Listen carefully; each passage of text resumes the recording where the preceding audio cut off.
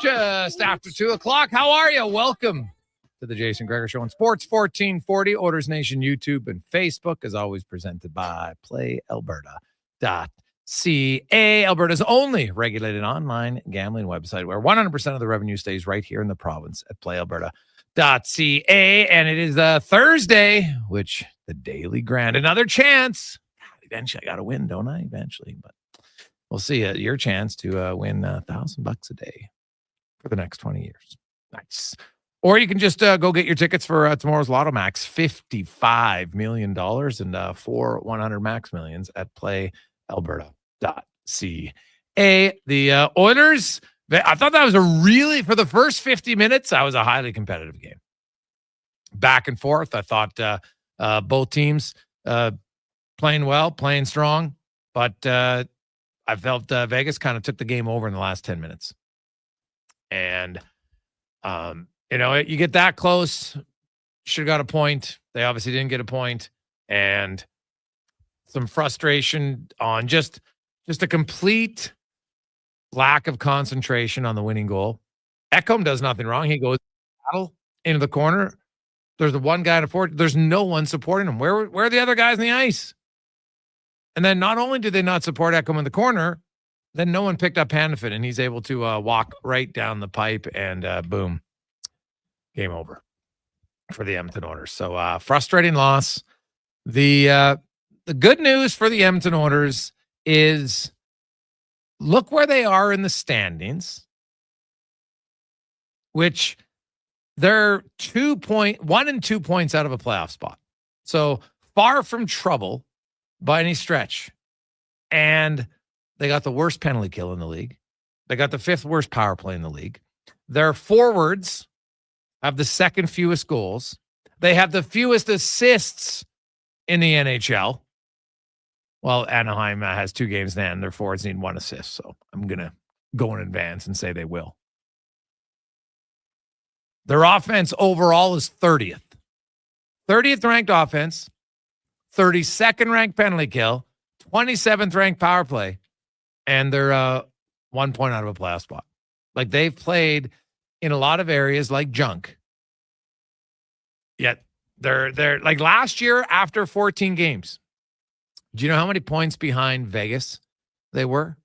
16. They were 14 back of Vancouver. At the 20 game mark last year, they were 15 back of Vegas, 14 back of LA and Vancouver. That was a 20 game mark. That was after Nombach had come in. They'd won some games. Still 15, 14 points.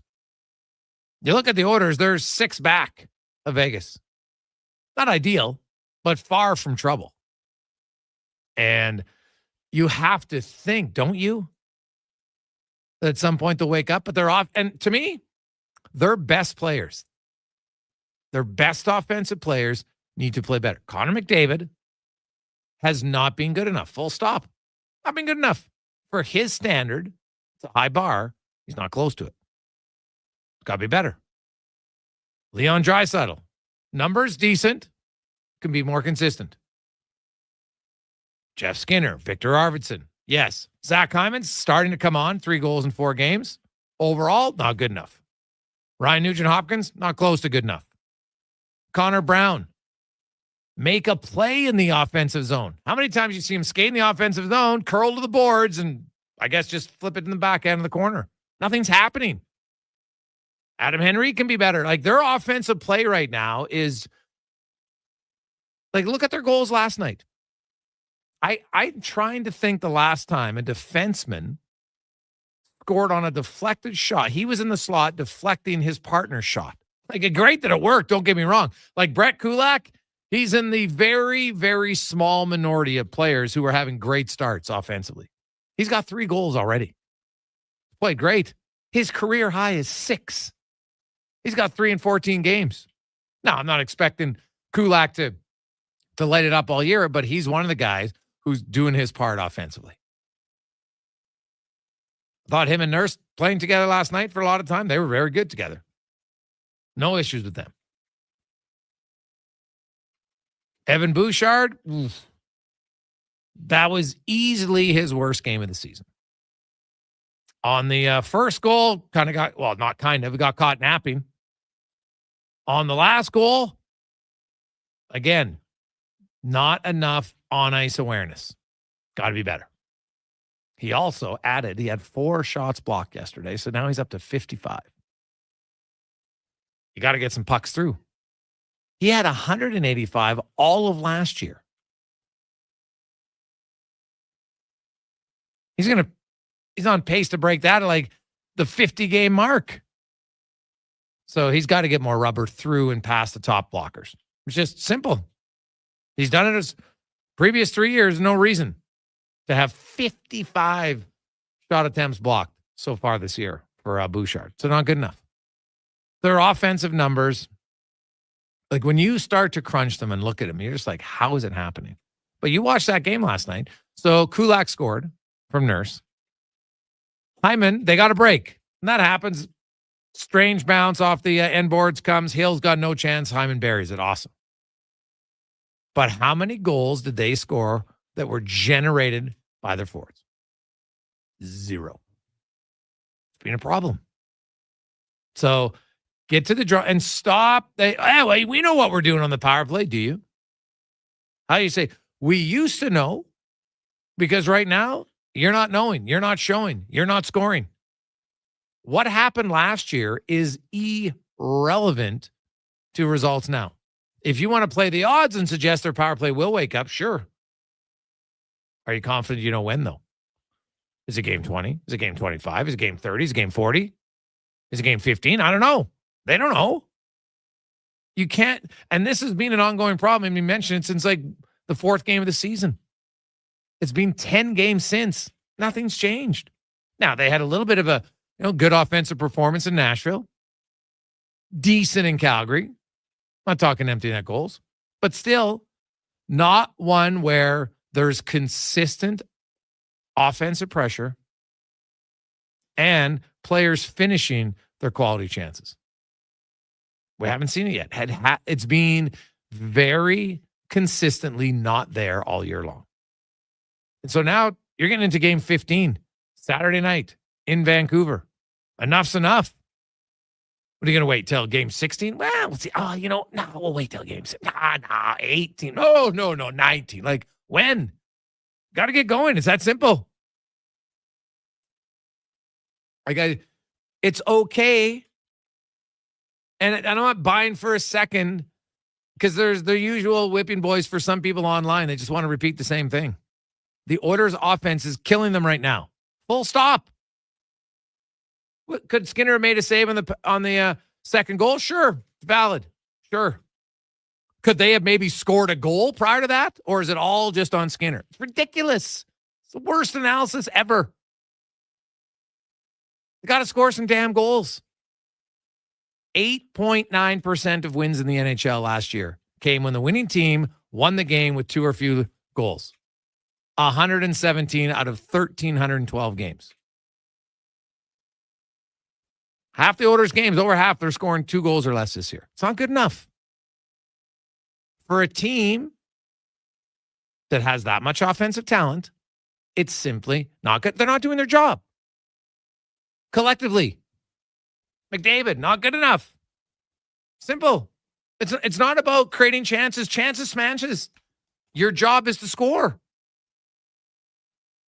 Right? What if the goalie, he got 90% of it, but it went in. Do you say, well, but he got 90% of it? No, you say you got to make the save.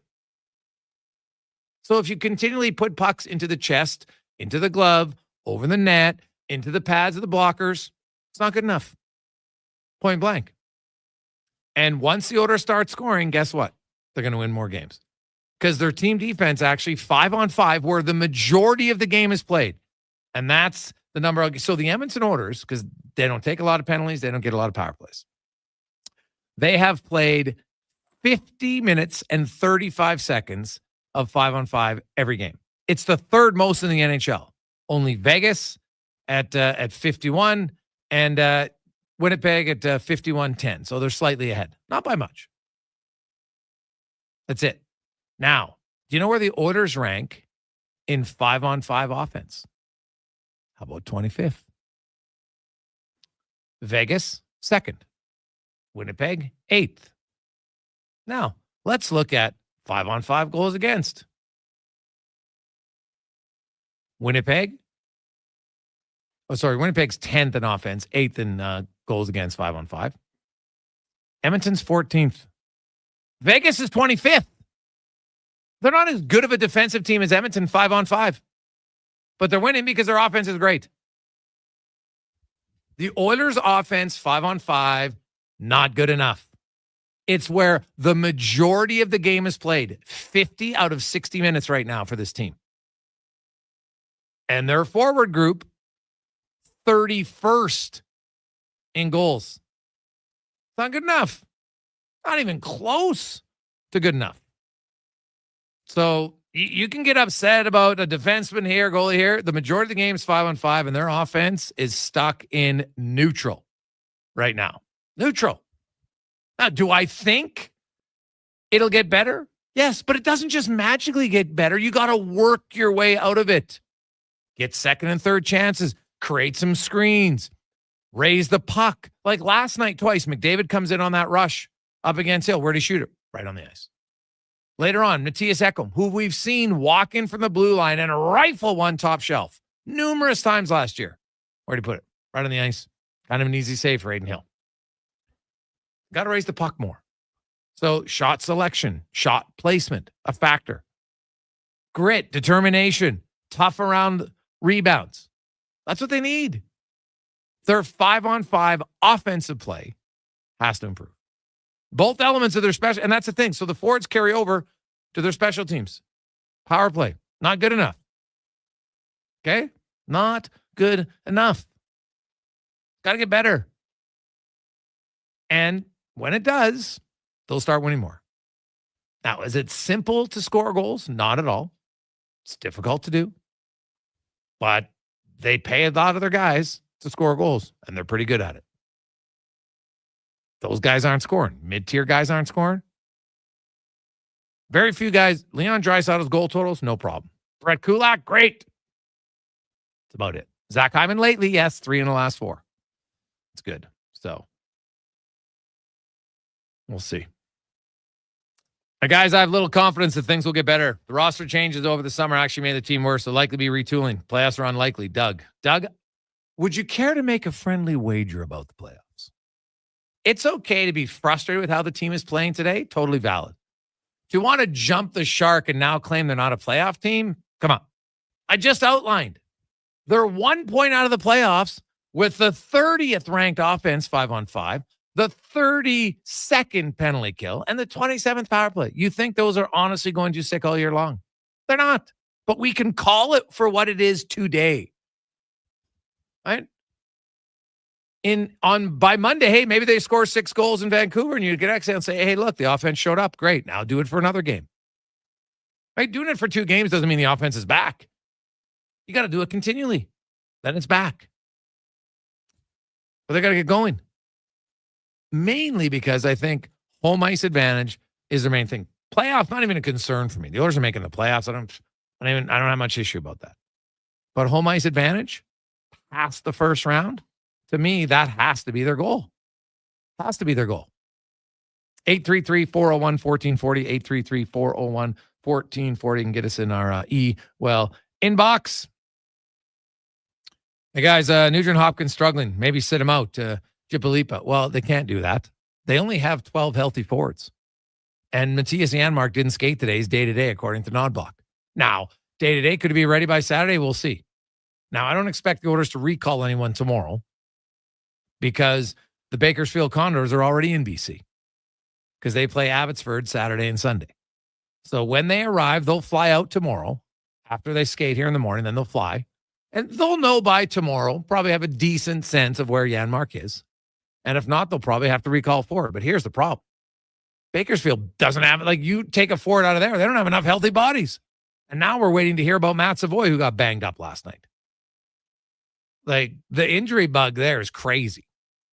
There's so many guys out. They don't even have anybody in the ECHL they can call up. They had to sign Braden Tracy, former first-round pick of the Ducks in 2019. They had to sign him to a 25-game PTO. And he actually played pretty decent the last 2 games in Calgary. They even got Kajula and Phil back last night, and they still only had 11 healthy forwards. So, yeah, it is a concern, no question. So you're not sitting out Nugent Hopkins. Not going to happen. Hey, guys, as a season ticket holder, I'm not satisfied with my purchase. Last year, games were exciting. Almost every game, something pulled you out of your seat. This year, it's boring. They got to figure this out and start playing order hockey from KM. You know what? Well, how about this? They're 2-5-1 on home ice. So not a good start at home. Last year, would they lose their first 4? I think it was on home ice. Wasn't pretty. I think it's a fair statement that there hasn't been those wow moments. Now, a lot of them came from 97. But like I've said this year, I don't know if there's been a game where Connor McDavid has dominated from start to finish, which was the norm for him for many months. Banged up, whatever. I don't know the answer, but he hasn't been McDavid-like. Do I still think he's McDavid? 100%. And I think he'll get better. But right now, they need their captain to get going, to make more of an impact. He didn't make much of an impact in the game last night. Was it a negative impact? Wasn't a positive impact. Just didn't make much of an impact. So.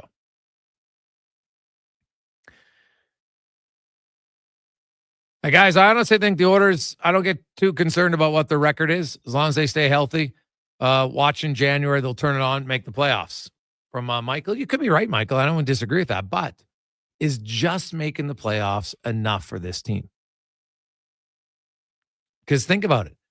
The lower in the standings, so they had 3 extra flights because they started on the road in round 2, round 3, and round 4. Does that add up? I have no idea. But why would I take the chance? Why wouldn't I want to have a better opportunity? Home ice advantage. Everybody knows how crazy the arena is come playoff time in Edmonton. And I actually think the fans have wanted to try to get more energy in the regular season this year. There hasn't been a lot of energetic games. Last night, I thought was actually a pretty good game. Thought it was pretty intense. It was quick. It was fast. 2 teams. It was a close game. Vegas did, I felt, kind of take over in the last 10 minutes. Then a disappointing loss play in the last minute for the Oilers, for sure. But for a long stretch of that game, I thought they played quite well. But they need to do more of it, and they got to find a way to get some goals. They just have to find a way to get goals. So. And Gregor, you nailed it. Not sure why Knobloch's being so stubborn at the power play. Last year, he made bold decisions. They need a little Viagra on their sticks from Mark. Get it up. Touche, Mark. Touche. The power play. Well, first of all, they got to get more power play opportunities. You can't have one a game. It's hard to get in a rhythm doing anything like that. So that's a plus. If you only have one, and if a good power play is 30%, and realistically, let's say 25, that means you're scoring a power play goal once every 4 games. You're only getting one chance. Not good enough. They got to start drawing more penalties. Stems back to the 5-on-5 scoring. Get a little greasier. Get a few second, third chances. I think it's right. Coming up on the show today, we will, Greg Wyshynski will be by. Big news coming out of NCAA. Now, this has been talked about, but it became official. So now it's official. Starting August 1st, 2025, players, basically major junior players, can go NCAA. What's interesting was there's really only hockey and skiing that had to change the wording for NCAA. And I know that's being talked about a lot in the hockey circles is what took so long. But finally, so if you're a CHL player, you will now have the opportunity to play CHL and then earn yourself opportunity to go NCAA. So we'll talk to Wyshynski about that. We'll talk a little curling with Matt Yelp. Bengals, Ravens. I love that rivalry. Talk a little NFL. We got Alex Darty. What about the Nashville Predators? Hey, Oilers, we're not loving your start. What about Nashville? They are tied for dead last in the NHL. Not getting a big bang for their buck on the return of Stamkos, Marchessault, and Brady Shea thus far. So we'll talk to Alex about that. Did Barry Trotz speak prematurely on the radio interview when he mentioned, hey, if we don't get winning, we're going to start putting our rebuild plan in place? Or is it realistic? And what plan could it possibly be when you look up and down their lineup, look at the age of their players, and then look at the contract and when it ends for their guys? How can you put in this rebuild plan? I'm fascinated by it, to be honest. Because who are you going to move? How many of these guys are other teams really going to want to take when you look at age and contract length? Because here, I'll quickly give you a rundown. So you look at Nashville's and you're looking at their top guys. Philip Forsberg's 30. His contract ends at 2030. Steven Stamkos, currently 34. He's got this year plus 3 more. Jonathan Marchessault, 33. This year plus 4 more. Ryan O'Reilly, 33. He's got this year plus 2. Go on the back end. Roman Josi, he's 34, and he's got 4 years left. Brady Shea, he's in the first year of a 7-year deal. He's 30. So who are you moving? Fascinating question. We'll get to that. We got Spec. We'll talk some racing with Livingston and more on the Jason Gregor Show on Sports 1440, Oilers Nation, YouTube and Facebook, presented by PlayAlberta.ca. A premier hockey solution with a clear path for long-term development is proud to be entering its 8th season of independent borderless hockey, featuring provincial and cross-province competition with showcase-style regular season gameplay and a strong commitment to individual skill development. It's an attractive option for those seeking family life balance. The Hockey Super League offers opportunities for both male and female athletes born between 2012 and 2017. Visit hockeysuperleague.com for more information. Legacy Heating and Cooling jingle auditions, take 1 for Gene Principe. Are you ready, Gene? Ready. I'm not just here to make a thermo a couple of bucks. I'd never just microphone it in. Take 1. Call Legacy. Call Legacy. Nice. Boom. I'm a musical genius. Legacy's going to love this for furnace season. What's not to love with no interest and no Principe payments for 1 year? Are you always like this? Yep. Unlike a furnace, I have no filter. Legacy Heating and Cooling. At Papa John's, better is our specialty. Try our butter chicken pizza, the meat, the works, garden fresh, and more. Each special in its own way, just like you. With that ooey, gooey, crispy, crunchy taste, fresh, never frozen dough, and quality topping. Special has never tasted better. And so, for a limited time, get any large specialty pizza for just $17.99 with promo code LG1799 at papajohns.ca. Better ingredients, better pizza. Better get you some Papa John's. Gateway Toyota treats us like we're precious gems. Because that's what we are. Every vehicle purchased from Gateway Toyota includes enrollment into their GEM program. It stands for Gateway Exclusive Membership. And it gives you 5-year access to over $2,500 in benefits. Free oil changes. Free tire and windshield repair. Free car washes. Even an annual detailing. You'll also get special discounts, trade-in bonuses, and referral rewards. I feel like a gem. At Gateway Toyota, just off Calgary Trail at Ellerslie Road. Raise a smoothie to any friend you've had since 1999. That's a good friend. And Booster Juice was there. Now celebrating 25 years in Canada and more than 450 locations from coast to coast. A silver anniversary splashed with lots of oranges. Celebrate 25 years of Booster Juice with the return of OG favorite smoothies like the Marathon, the Original, and the Orangesicle. Made with oranges, orange sorbet, and vanilla frozen yogurt. Happy 25th Booster Juice. Download the Booster Rewards app today. The locks are on a timer. They're going to get out. Sounds like a job for the men and women of Action Electrical. Service team reporting. With the remarkable reach of our bucket trucks and other equipment, we assess, service, and maintain your electrical lighting and automation systems. Facing an electrical menace? Call the men and women of Action. Operating throughout Alberta at actionelectrical.net.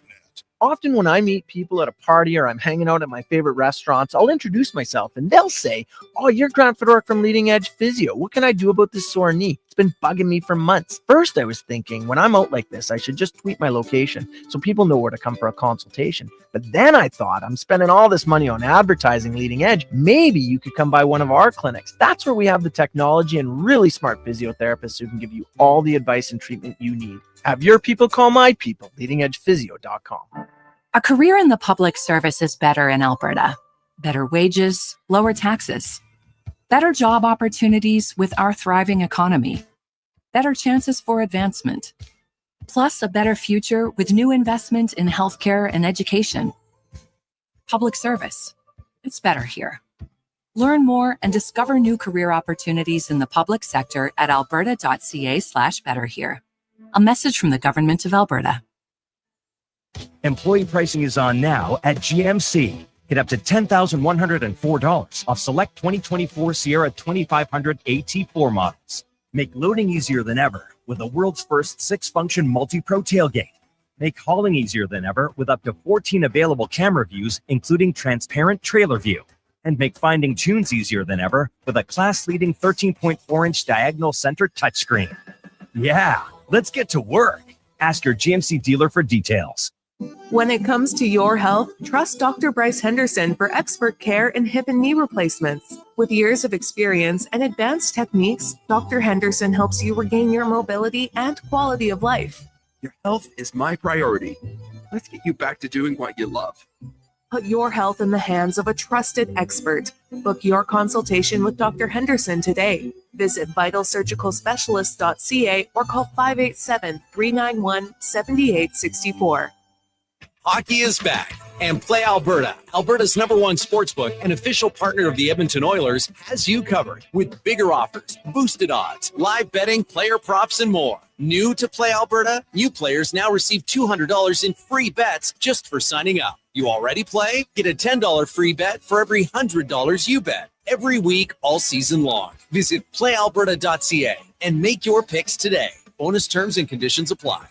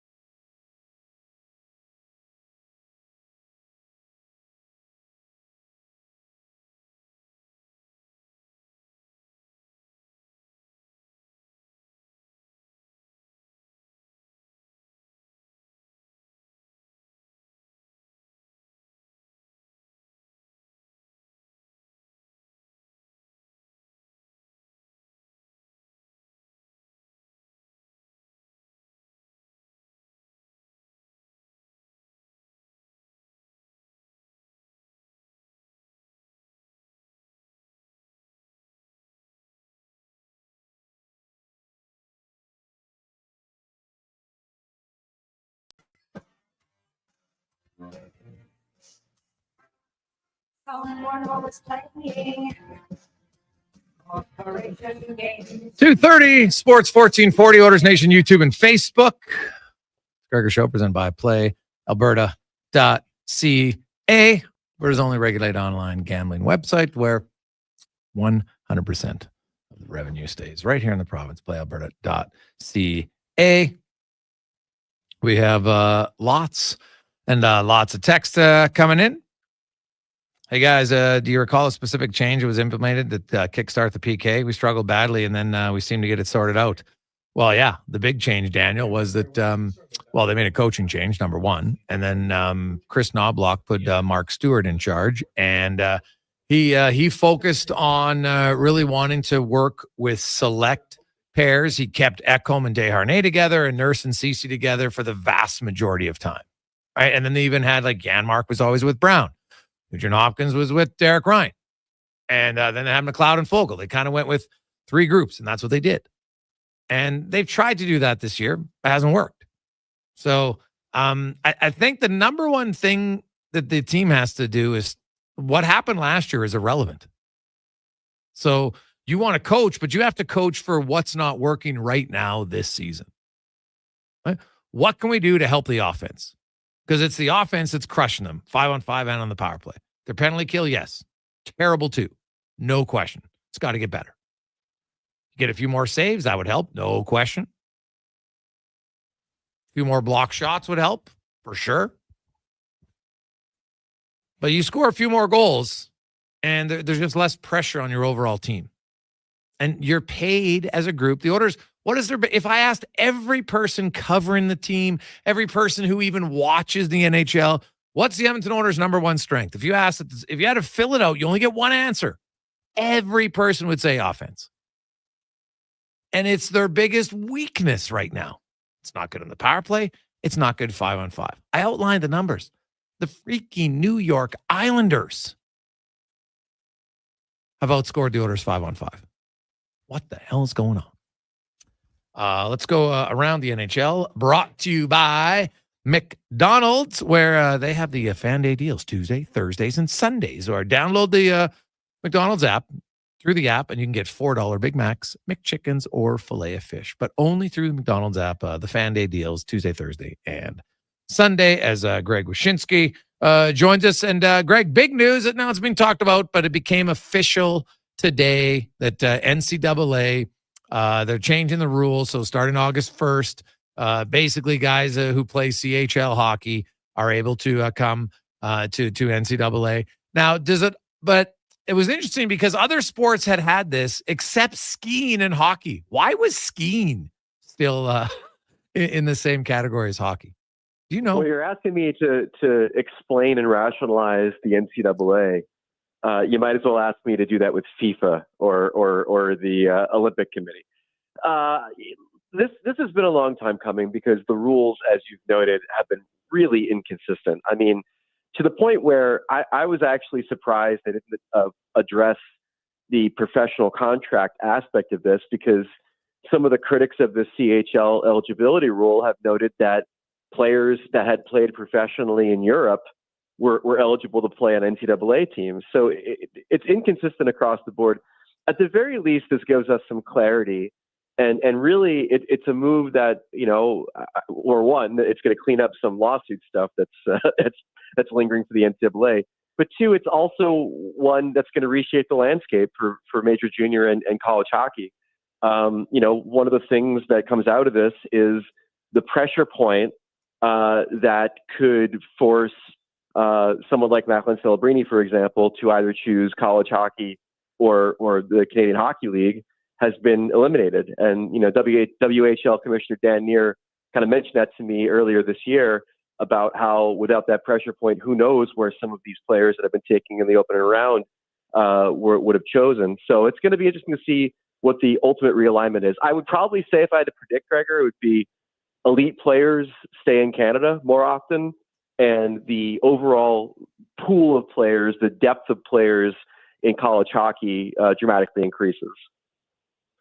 Yeah, it will be interesting. I think I'm curious when I see guys who are 19 in the WHL to go to NCAA. Would they go for their 19-year-old year, or are they going to wait till their 20-year-old year? I think it's probably going to impact the CI or U Sports, the university programs a little bit here in Canada, potentially more. I'm not sold that it's going to make the hockey any better, to be honest. I don't know about that or not. And because guys, the top players, as you mentioned, they're already drafted. And so once you're drafted, that means you can't go NCAA sorry, you can, but you can't go to training camp, or is that rule going to change? No. That's so the way the rules work. Because, and again, I've kind of had you educate. I was going to talk to you all smoking a cigar today, and then this NCAA thing happened, and it ruined my whole afternoon. And learning about college hockey all afternoon. So the way it works is that you can be drafted and play in the NCAA. You cannot sign a professional contract and play in the NCAA. You can sign a professional contract and play in the CHL, like when the team sends you back to juniors, for example. But the other part of that, like you mentioned, is if you're a player, say in the CHL, who attends a training camp for the team that's drafted you, you can go to rookie camp. You can even go to the main training camp. The catch for all of this, whether it's training camps or anything, is the levels of compensation that you're getting. Basically, your costs have to be covered. Travel, food, whatever. Anything above and beyond that could hurt your eligibility. But you can go to like your NHL team's rookie camp, provided they're not paying above and beyond what's expected to be compensated. You to be compensated for doing so. Yeah. So I look at it. Once you've signed a contract, though, then you can play, right? Because you can sign a contract and stay in CHL, but if you sign the contract now in the NCAA because you get a signing bonus, that means you're no longer eligible to go. Correct? Yeah, I mean, again, the crux of this whole thing between the CHL and the NCAA was that they considered the CHL to be a quote-unquote professional league because they had guys on NHL contracts playing there, and they also didn't like the monthly stipend as well for these players. That was another part of it too. What really kind of got the ball rolling to change this rule was the name, image, and likeness ruling in the NCAA, like, what was it, like 2021, I want to say it was. That reshaped the financial landscape of college sports in the U.S., and it really did start the conversation amongst NCAA hockey coaches as to whether they should rethink their approach to the CHL, given how much money was pouring in for so many other college athletes in their own given sports. Yeah. So do you see any schools specifically benefiting from this? And do you think that the portal makes it like it's just going to be more player movement than anything else? Because like that's the one thing about the player portal is, okay, coach goes out and he recruits you. Okay, you're going to come to our team. You're a defenseman. You look at the depth chart and you're like, okay, you know what? I think in my second year, I'm going to be a top 4 defenseman there. And that all changes because after 1 year, the next year they go and say, oh, guess what? We're going to go get this defenseman from Michigan who was never on our team, right? Like it really kind of alters the consistency and the security a little bit for some of these players. Yeah, I think, like I said, I think where you're going to see this really work out well for NCAA programs is building out the depth and spreading the talent around. I mean, obviously, the opportunity to play at Michigan or the Boston schools or some of the other like storied places, Notre Dame, for example, that's obviously going to be a huge draw now that these Canadian kids are going to be eligible to sign up with these programs and get a chance to be a part of that history and attend those schools and everything else. But I mean, when you have let's just say like a mid-range college hockey program, one that maybe is eliminated in the first round of the tournament or the whole thing. Now you can come to some of these kids in Canada and be like, do you want to be, the 5th or 6th best player on this roster, or do you want to be like our number 1 center? Right. So You're going to have, I think, a bit more of that kind of selling to players that are playing in the CHL. And that's really, to me, where the biggest impact is going to be. Again, I worry about the fact that there isn't that pressure point on guys like Celebrini or Cale Makar or Owen Power and others that made them choose NCAA over CHL. I think losing that could really mean that you don't see those types of players in the NCAA as often. But the overall talent level in college hockey, I think, is going to definitely increase because of this ruling today. All right. Greg Wyshynski from ESPN joined us. And Greg, what did you make of Barry Trotz's comments? If you don't start winning, I'm going to put in our rebuild plan. And I looked at it and I was like, oh, okay, I like the comment. But then I went and looked at his team and I'm like, how are you going to rebuild plan? You got a bunch of 30-year-old guys with 3 and 4 and 5, 6, 7-year contracts. Well, the reason I like the comment is the same reason I like Barry Trotz as a GM, which is that he's not a GM. He's a coach who became GM. Right? And so when we hear that comment about the rebuild, we're shocked, right? Like, what is this guy going to do? How is he reacting to the start for this team? They just spent all this money on Stamkos and Marchessault and Brady Shea. Are they going to be out the door? And so he kind of walked it back in a subsequent interview with the Tennessean, where he kind of redefined rebuild. He kind of said, what I really meant was that we might give some of our younger players higher spots in the lineup than some of the underperforming veterans. And he basically said that the veteran stars that are on the team, your Stamkos, your Marchessault, your O'Reilly, Phil Forsberg, and UC Saros and Roman Josi, like those guys aren't going anywhere. It's just that he's trying to maybe get some of the younger players for whom he signed these veterans to give more time for them to ripen an earlier chance to make an impact in the lineup. So we got very, very excited when he threw around the R word as it were, but he didn't really mean in a tear it down kind of way. Yeah. No, and that's fair. But it is an interesting one. Like, yeah, I don't know which young players does he have who can play the first line center position. He doesn't have a veteran who's a first line center. That's their problem. Yeah, I mean that's the truth, and so the lineup does have some difficulties. I mean they've talked about trying to maybe move Stamkos in the middle and doing some things of that nature, but it really is kind of shocking that they haven't been able to get on the same page offensively. I saw them in Tampa. I was at Steven Stamkos Appreciation Night in Tampa, and I was able to talk to a few of the veteran guys, O'Reilly and others, about the state of the team, and it takes a while for a team to mesh when you have an influx of really big name veteran talent in the off season. But I don't think that they thought that it would take this long to mesh, and they simply can't put together a complete game. Like even that game against the Lightning, it was one good period and then two periods of being pretty well dominated by Tampa. Greg Wyshynski joins us. Greg, a few stories around the league. The Winnipeg Jets is a very exciting story. The Colorado Avalanche. I mean, like Nathan McKinnon's on fire. Cale Makar, unfortunately, game time decision. But they overcame a slow start. The injury bug bit them pretty hard, but they're almost through it. They're going to have Nichushkin back here in 8 days, and sounds like Duran's getting close. They got Lehkonen back. What do you make of the Central? And when you look at how far Nashville's already back of Dallas and Colorado. Dallas and Winnipeg, and Colorado starting to find their stride. Like, is Nashville, this early? Are they going to need like an Edmonton-like turnaround to get in the playoffs?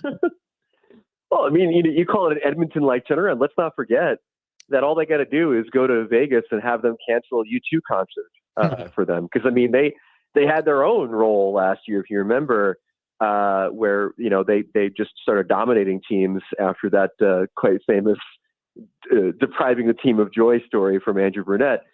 So listen, this is an extremely talented team. They've got great goaltending. The way they play, you can stack wins on wins. I'm not quite ready to count Nashville out yet. But like you said, the difference being though is it's their early season struggles are built around we don't quite gel. What's going on? How do we fix this? Colorado is simply our lineup is decimated, right? And on top of some bad goaltending too, but they knew they were going to get Nichushkin back. They knew they were getting Lehkonen back. Duran, obviously, they're still hoping for Landeskog at some point. So I think Colorado always knew that these early season struggles were directly related to not having guys in the lineup, and once they started getting them back, the ship would turn around. Makar is amazing, by the way. So Makar is the only other guy in NHL history who had a share of the league points league after the first month of the season was Bobby Orr. And he did it twice. And both of those years, he led the league in points.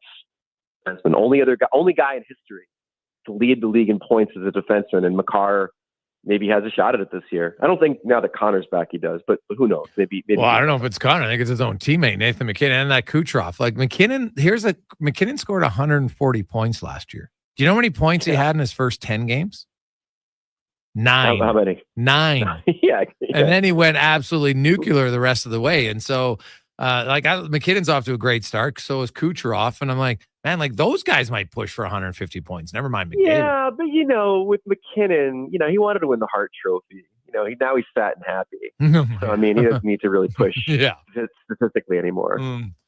Oh, well, hey, for fun, would you play McKinnon and McDavid apart or together at the Four Nations Cup?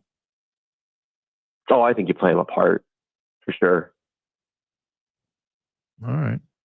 Who? Well, actually, as an American, Gregor, I would say you don't play them. You should probably not even name them to the team. Mm-hmm.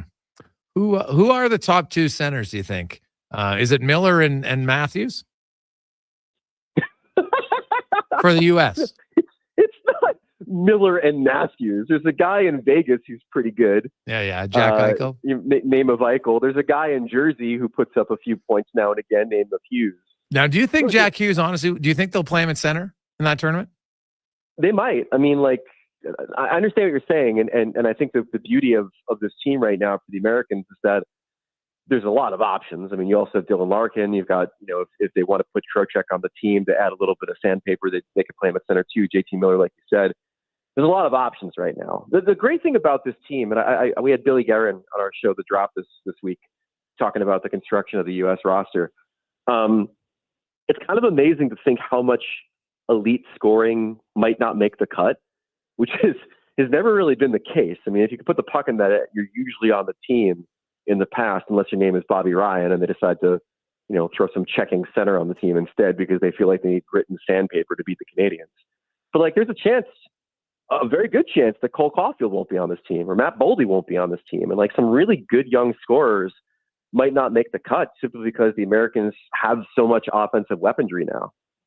Yeah, no, I think that I would agree wholeheartedly on Caulfield. Because I'm guessing you got Tage Thompson, you got the two Kachucks. What about a guy like Casey Middlestad?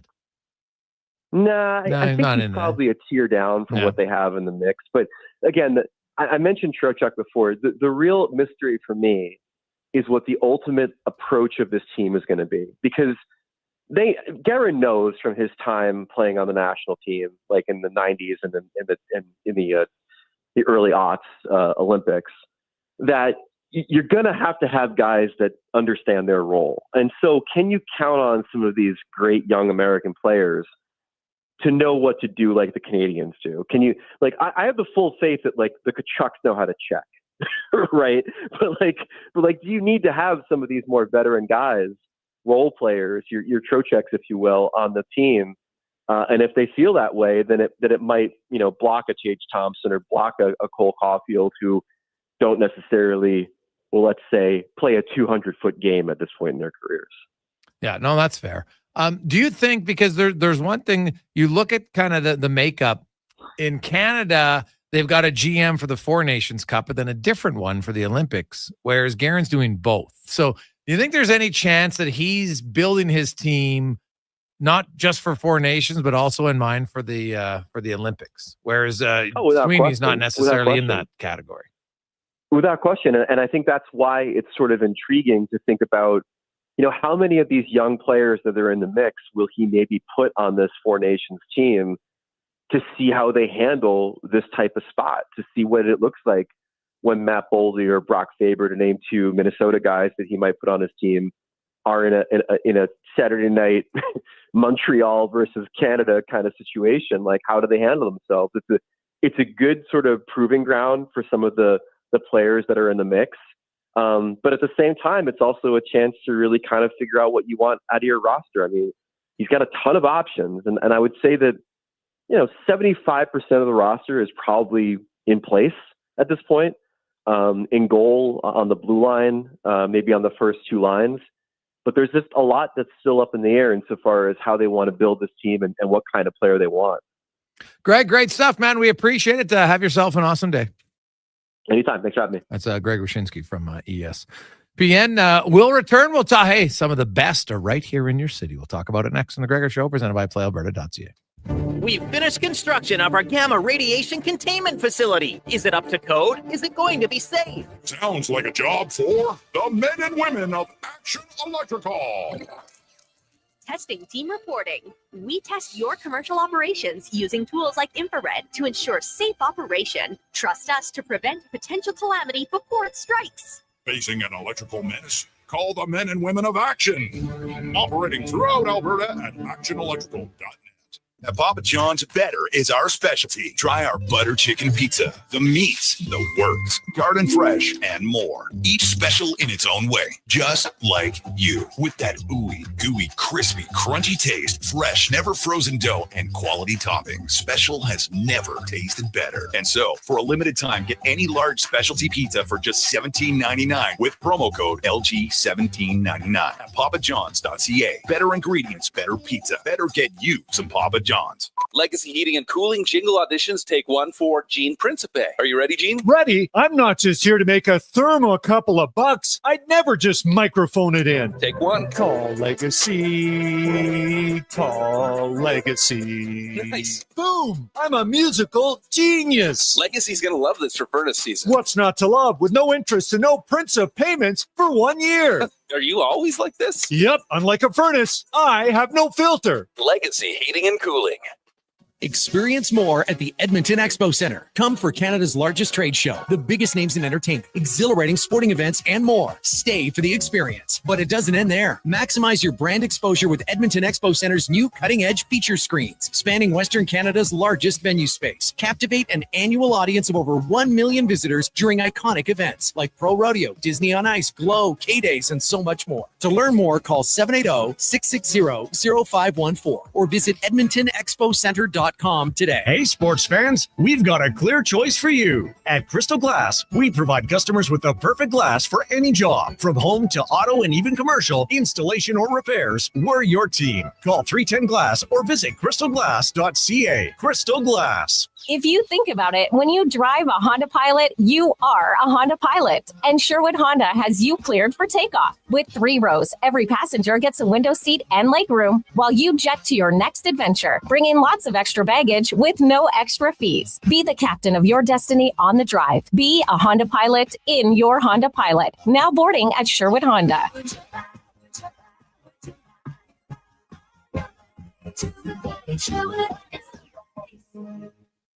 In a world where every day is a battle against time, elements, and gravity, one ally has stood strong for over 50 years. Titan Supply. In the harshest conditions, against relentless deadlines and overwhelming tasks, they equip you and help keep you working safely. Lifting, digging, or hauling. Gear up for the everyday battle with Titan Supply. Still standing strong in Edmonton, Grand Prairie, Red Deer, and Calgary. Or online at titansupply.ca. Lift, dig, haul.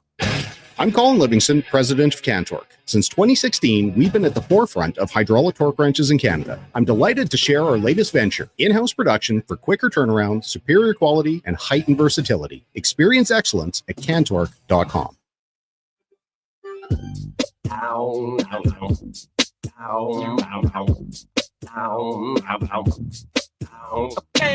Yes, who's back again, yeah. She's back.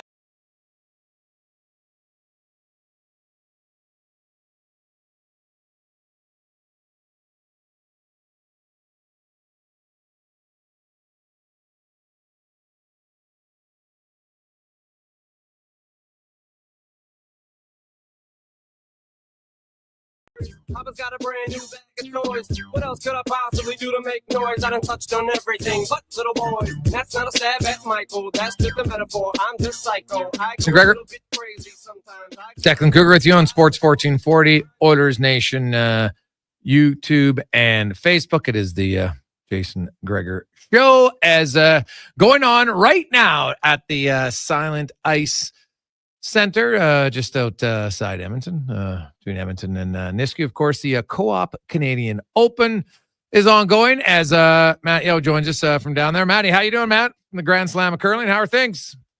Yeah, doing really well, Jason. Thank you very much for having me on. So, you know what? Pretty big event, first of its kind here at the brand new facility. And I've talked to we had Rachel Holman on earlier. It's kind of in her backyard. Of course, she now lives in Beaumont. But even talking to some of the other curlers, like, this is one of the nicest facilities that they've curled in on the tour. Yeah, I know it's an absolute phenomenal facility. Even a lot of people coming down that are first time down to the facility didn't even know where it was. We're kind of laughing, saying it's kind of in the middle of nowhere, but really close to everything. It's only about 6 minutes from South Edmonton, about 8 to 10 minutes from Beaumont, and the facility is first class all the way. So let's talk a little bit.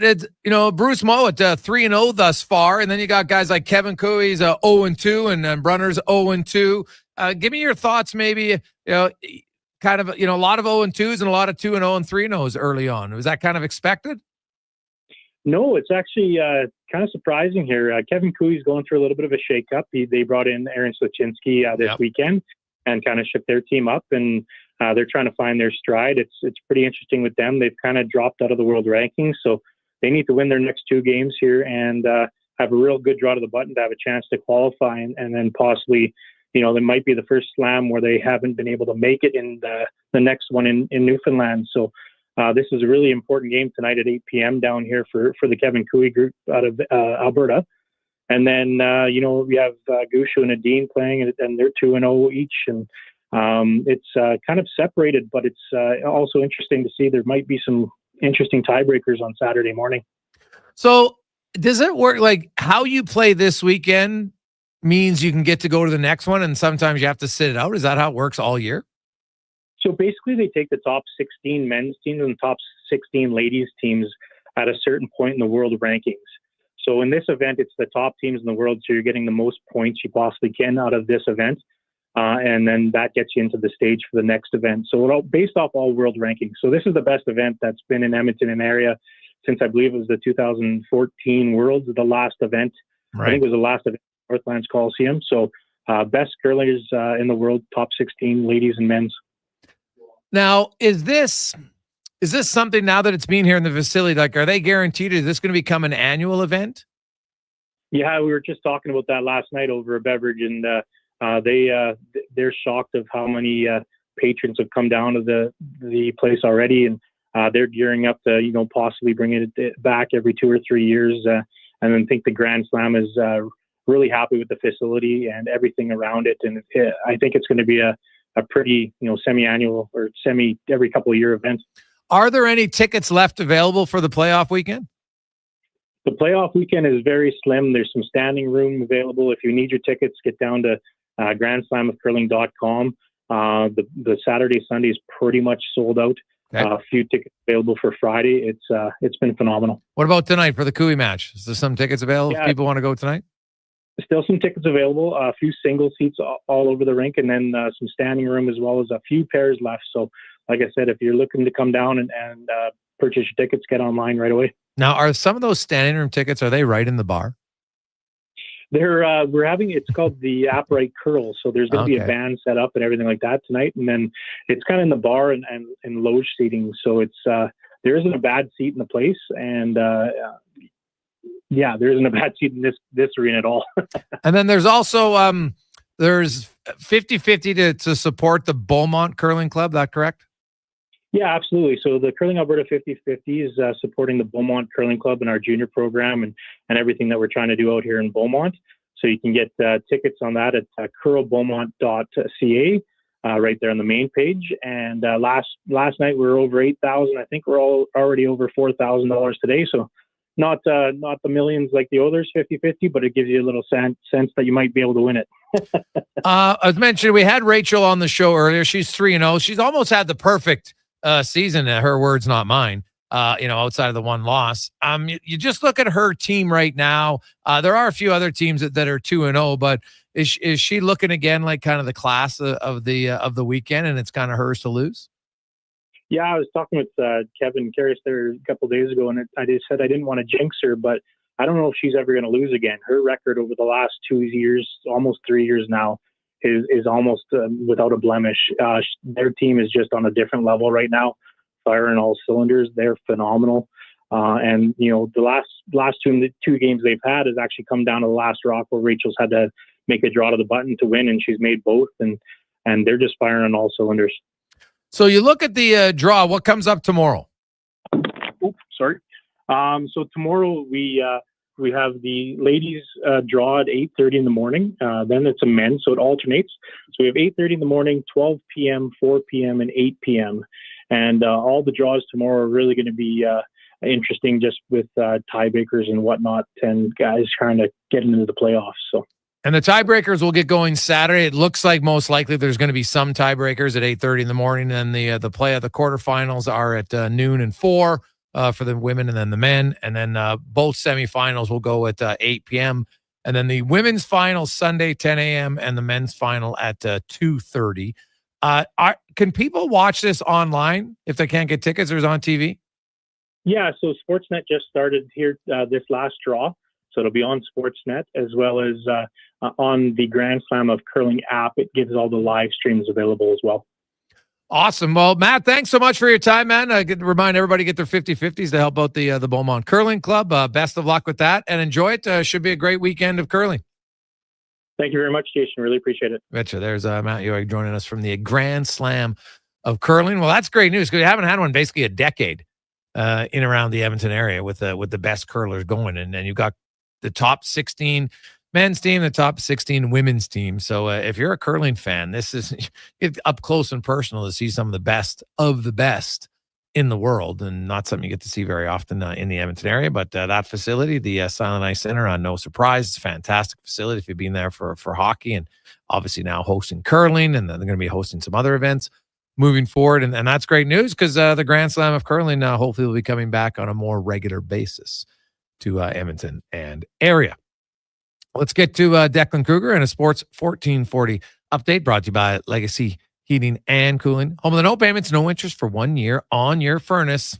Going to get cold, so stay warm at legacyheating.ca. This is a Sports 1440 update. And for your Sports 1440 update, 12 games in the NHL tonight. 6 games kicking off the action at 5 p.m. Flames and Bruins, Islanders and Senators, Preds and Panthers, Canadians and Devils, and the Sabres in New York taking on the Rangers. Just 3 games in the NBA 8 today. Minnesota in Chicago to take on the Bulls with a 6 p.m. tip-off for that one. Utah in Milwaukee to take on the Bucks, and Portland in San Antonio to take on the Spurs. News around the hockey world is the NCAA Division I Council has voted to allow Canadian Hockey League players to be eligible for Division I college hockey beginning next season. The Philadelphia Flyers are making rookie star forward Matvei Michkov a healthy scratch for tonight's game against the Lightning, a move coach John Tortorella says is, quote, just part of the process. Other NHL news, the Flames have placed forward Anthony Mantha on the IR and recalled Dryden Hunt from the AHL, while Austin Matthews remains day-to-day for the Leafs. NFL news, Sherwood Park native Chuba Hubbard has signed a 4-year extension with the Carolina Panthers worth $33 million and a maximum value of $37.2. $15 million is fully guaranteed. I'm Declan Kruger, and this has been a Sports 1440 update. It's Sports 1440, a Stingray radio station broadcasting on Treaty 6 territory. Download the free iHeartRadio app and listen to CKJR wherever you go. Scott McGilvery here, HGTV host and renovation expert. The one upgrade I know homeowners will love: better, fresher Culligan water straight from the tap. Culligan's Aquasential reverse osmosis filtration system takes your water to the next level. With up to 7 stages of filtration and 14 filter options, they're certified to reduce over 90 contaminants. Your tap water is about to get a major upgrade. Safer water that tastes great. Get started with a free in-home water test at Culligan.com. Culligan, water you love. Wow, get ready for a silly hockey fans.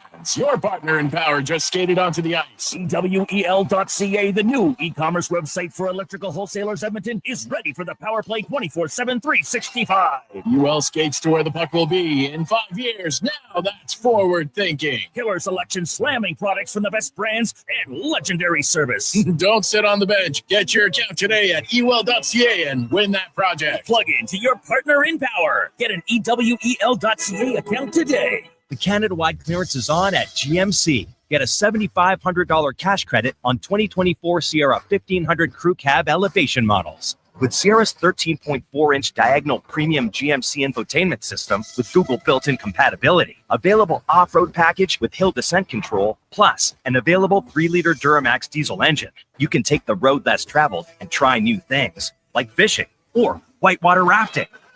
I should have gone fishing. Ask your GMC dealer for details.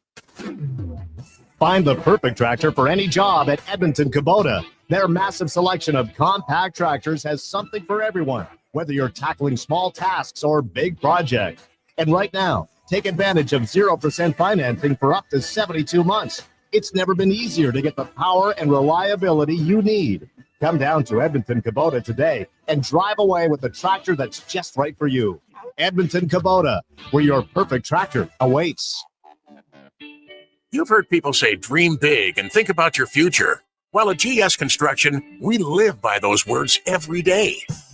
You see, GS Construction lays pipes in the underground systems in your area. So we don't just think about today, we think about tomorrow and the future of Edmonton's communities and neighborhoods, the places we call home and the places we will call home. We're there when new neighborhoods are developed and return when it's time to replace them. For more on what we do, go to gsconstruction.ca.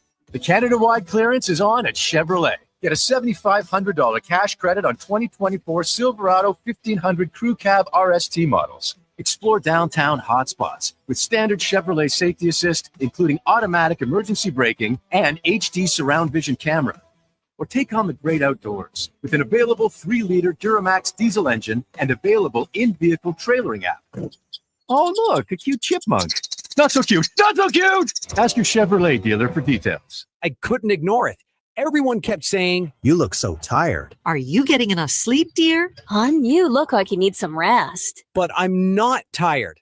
I guess I just look that way. But you don't have to.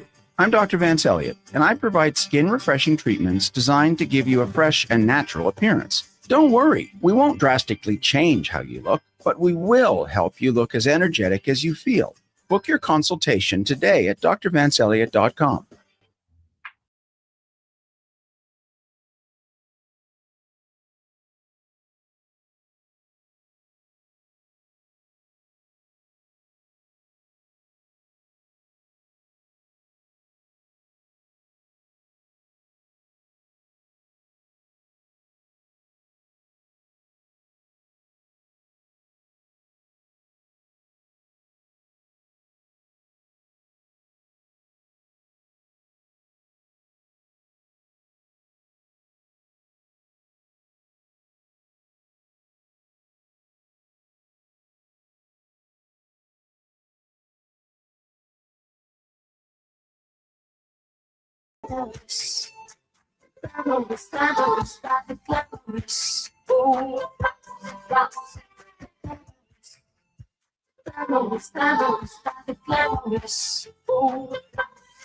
Welcome back after 3 o'clock. Jason Gregor, Declan Cougar, Sports 1440, Orders Nation, YouTube and Facebook and X, of course, Instagram. Also, sports1440.ca. If you're on the app, thank you for listening. We appreciate it. Tell a friend. If you haven't had the app and want to try it, it's great. Whether you're in town, on the road, out of the province, in the country, crystal clear, wherever you're at. We got a lot of text line in 833-401-1440. People are fired up about the orders, as you should be. I think it's fair to have rational concern. I think they're not going to make the playoffs. Is it touch overreactive at this point? Unless you truly believe that their offense is going to be this stagnant all season long. I don't. If you have a concern, like of the areas of their team right now that are the worst, which is penalty kill, power play, 5-on-5 scoring. They're 5-on-5 defending. I outlined it. They're not a huge, of course you can improve, but it's not a major issue at all for the team right now. You can, where they're sitting in that, especially because the Orders, the majority of the games played 5-on-5. This year, maybe even a little bit more. The Orders are one of only 3 teams that are playing over 50 minutes a game of 5-on-5. You have they're third at 50-25. The Jets are 51. Vegas is 51-32, and Edmonton is Winnipeg's 50-44. So they're all within a minute. They're all over a minute. The Orders in goals against 5-on-5 per 60, they're 13th. Winnipeg is 8th. Vegas is 25th. But offensively, Vegas is 2nd. Winnipeg is 10th. And the Orders are 25th. Their offense, 5-on-5, is crushing them. Where the majority of the game is played, it's not good enough. Their team defense, actually, where the majority of the game is played, decent. Would they like to get better and maybe lower that and get in the top 10? Fair. But from 13th to top 10, it's not a long ways to go. Penalty kill, got to be better. Virtually impossible to be much worse. I saw a stat. The Oilers' penalty kill, I think on home ice in their first 8 games is like 59%. Ugly. Like the Oilers at home have been brutal. 2-5-1. So I can understand if many of you are like, damn, man, that's 20% of my home games. And they've been junk. Although last night I thought was actually a pretty entertaining game. Obviously, the ending is not what Oilers fans wanted, but I thought that was a quicker game. And I thought again last night, Vegas doesn't look quicker. And I know a lot of people keep texting because I asked if the Oilers are so slow, why do they have so many more shots than their opposition if they're so much slower? I don't see it. I don't see the Oilers. Are there the odd races to a puck they'll lose? Yes. They haven't replaced Ryan McLeod's transporting the puck speed. But is Arvidsson that much slower than Warren Foegele? Is Podkolzin that much slower than Dylan Holloway? Like really that much? So I actually, the one guy they miss the most is Evander Kane because he was the combination of skill, toughness, and speed. And early on last season, he had a good start to the year. The other guys hadn't really done much in the first 14 games. Right? Fogle had 3 goals. Skinner's got 2. Right? Holloway had none. Podkolzin has more assists. McLeod had none. So that's not, Arvidsson has more than him. It's not a huge drop off there. Are they a little bit slower? Maybe, but I don't think it's so drastic. Who looks, they're top guys. Have you seen McDavid? And all you got to do is go to NHL Edge. Go look at McDavid's speed specific. Now, does anybody believe that McDavid is suddenly hitting the age wall and slowing down? Maybe there's some other factors there. But the rest of the team, I'm not one who buys, like last night, I didn't see Vegas skating all over the Oilers and beating them to loose pucks all over the ice. I didn't see that. Yes, McLeod, could fly through the neutral zone. No question. They haven't replaced that element.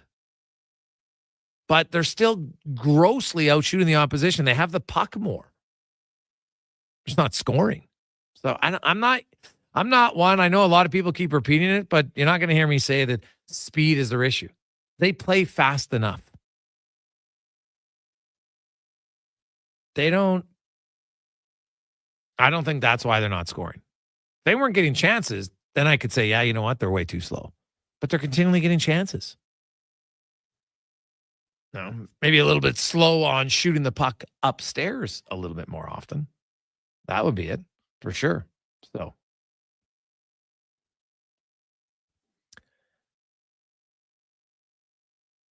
lots more text flying in. I love it. I love when people are passionate. Hey guys, I just think it seems to be bonehead mistakes at crucial times. Once they tighten up and play the right 60, they'll be fine. That one comes in from Chris. I would agree. Hey guys, is this the goaltending we're going to have for another year? Doesn't this seem to be the same thing for the last 2 or 3 years? Just seems so spotty all the time, and it's not just 1 year. This is something that happens consistently. Darcy. Hasn't been a great start, sure. But again, Darcy, I outlined the numbers. 5-on-5, which is 50 of 60 minutes played. Oilers are 13th in goals against per 60. Their save percentage is 12th. So I think the special teams, the penalty kill, yes, not good enough. I need some more saves from Skinner and Pickard there. No question. I would agree with you. But I think if you're only focusing on the goaltending, you're missing what's killing the team right now. That's a lack of offense. It's not goaltending. It's a lack of offense. We've outlined the numbers lots here on the show. You can't win games scoring 2 goals a game. No one does. Not just the Oilers. No one. 8.9%. That's the number. Remember it. 8.9% of games won last season occurred when the winning team had 2 or fewer goals. It's really hard to do. You can win the odd 2-1 game. You can win the odd 1-0 game. Just not very often. 8.9% of the time. So it's I just think if you're looking at the goaltending right now, it's because some people just like to find, I want to blame one person. Nobody is texted in to say Connor McDavid has to play better. I get that he's your favorite player. I understand it. But Connor McDavid would be the first one to stand up and tell you he needs to play better. It's that simple. He's not a point-a-game player. What's he getting paid for? Right? He gets paid a significant amount of money because he has a pretty hard job. And he's been the best at it for years. And I expect that once he gets comfortable, he'll be producing more. But you can't discount the fact that Connor McDavid has 5 points, 5-on-5 this year. That's it. Like he's on pace to score fewer than 40 points, 5-on-5. 72, 59, 50. Heck, in the 56 game season, he had 56. Like, it doesn't mean that Connor McDavid's a bad player. It means he's not playing up to his potential right now. And hey, guess what? When your offense is slagging and your power play is struggling, who's on your power play? Your best offensive players. David, Draisaitl, Hyman, Nugent Hopkins, Bouchard. Those are your main guys. And remember, the second unit in limited time almost has as many goals. So no, that's a big concern here. Well, concern's probably the wrong word. It's a major reason why they're struggling. Once that figures itself out, which if you had to tell anybody who watches the Oilers, anybody who covers the Oilers, anybody who even just watches the NHL, the number one answer, if you said, and it was on Family Feud and you had 100 people, there would only be one answer. What is the best strength of the Edmonton Oilers? And everybody would say offense. You wouldn't say defense. You wouldn't say goaltending.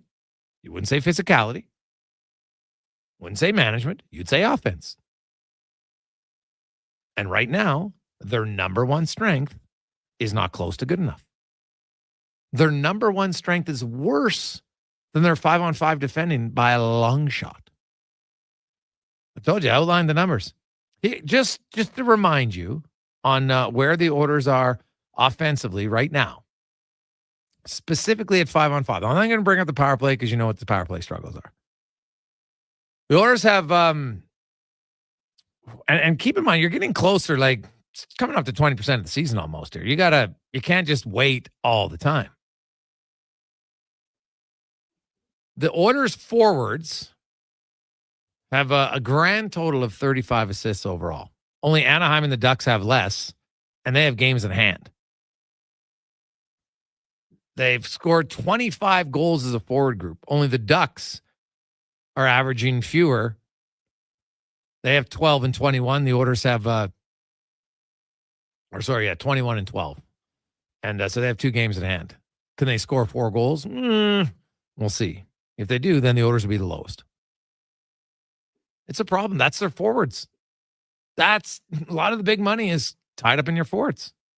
So you can point at the goaltending, sure, if you like, but I think you're missing right now, today. Now that could change in a month, and the offense is back, and then you say, hey, goaltending's got to be better. Valid. And I said, penalty kill goaltending, I will not argue with you, has to be better for sure. But until they start scoring, and more importantly, being ready to play, like how many first period goals? They had a stretch in Nashville and Calgary. Boom.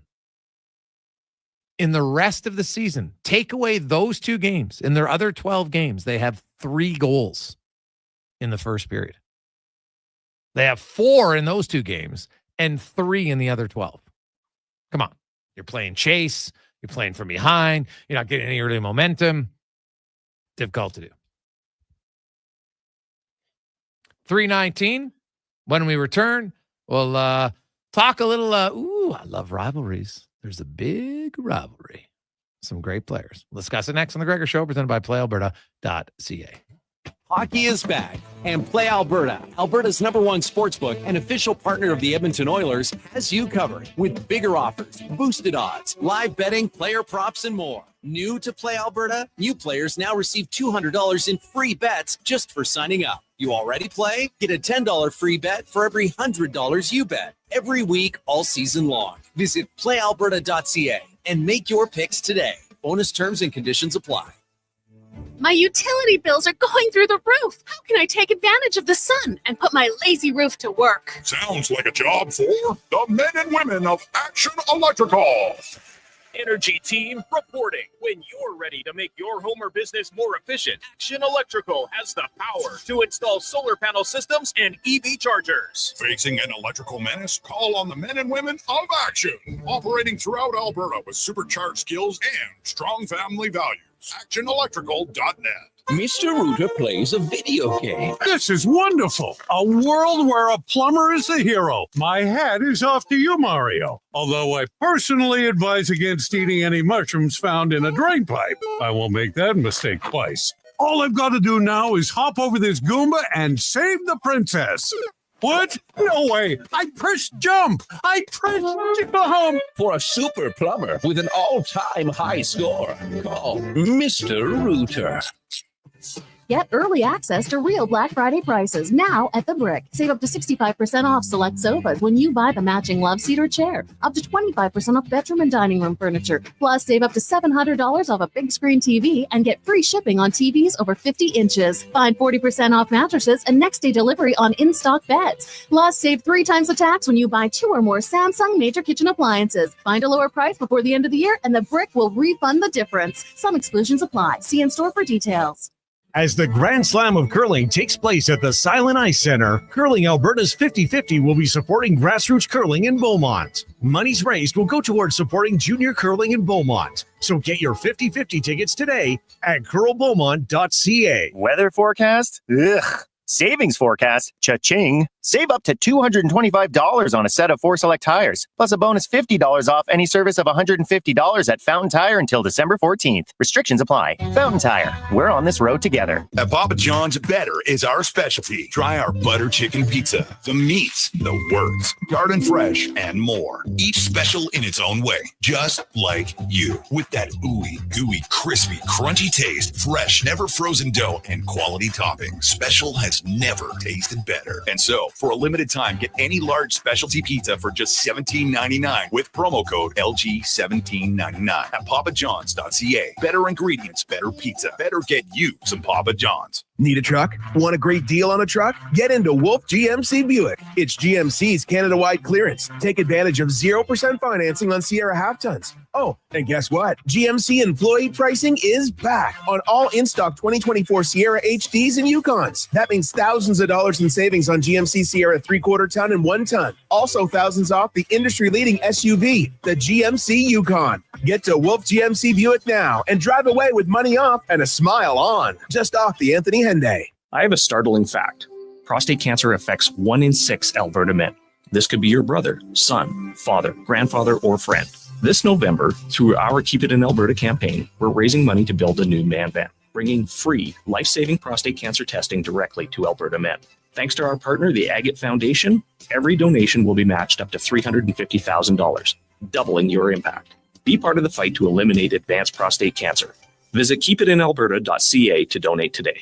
Hey, it's Scott from Sherwood and St. Albert Dodge. I think it's safe to say we are all paying attention to interest rates these days. If so, you'll like this. We have 0% financing available on Jeep Compass, Wrangler, Grand Cherokee, and Wagoneer. 0% on the Dodge Durango and the all-new Hornet. And the rates on Ram 1500, Ram 2500, and Ram 3500, you guessed it, 0%. Are you picking up the theme? We have 0% financing on virtually all 2024 new models with hundreds to choose from. Why pay interest? Instead, come get a new vehicle at St. Albert and Sherwood Dodge.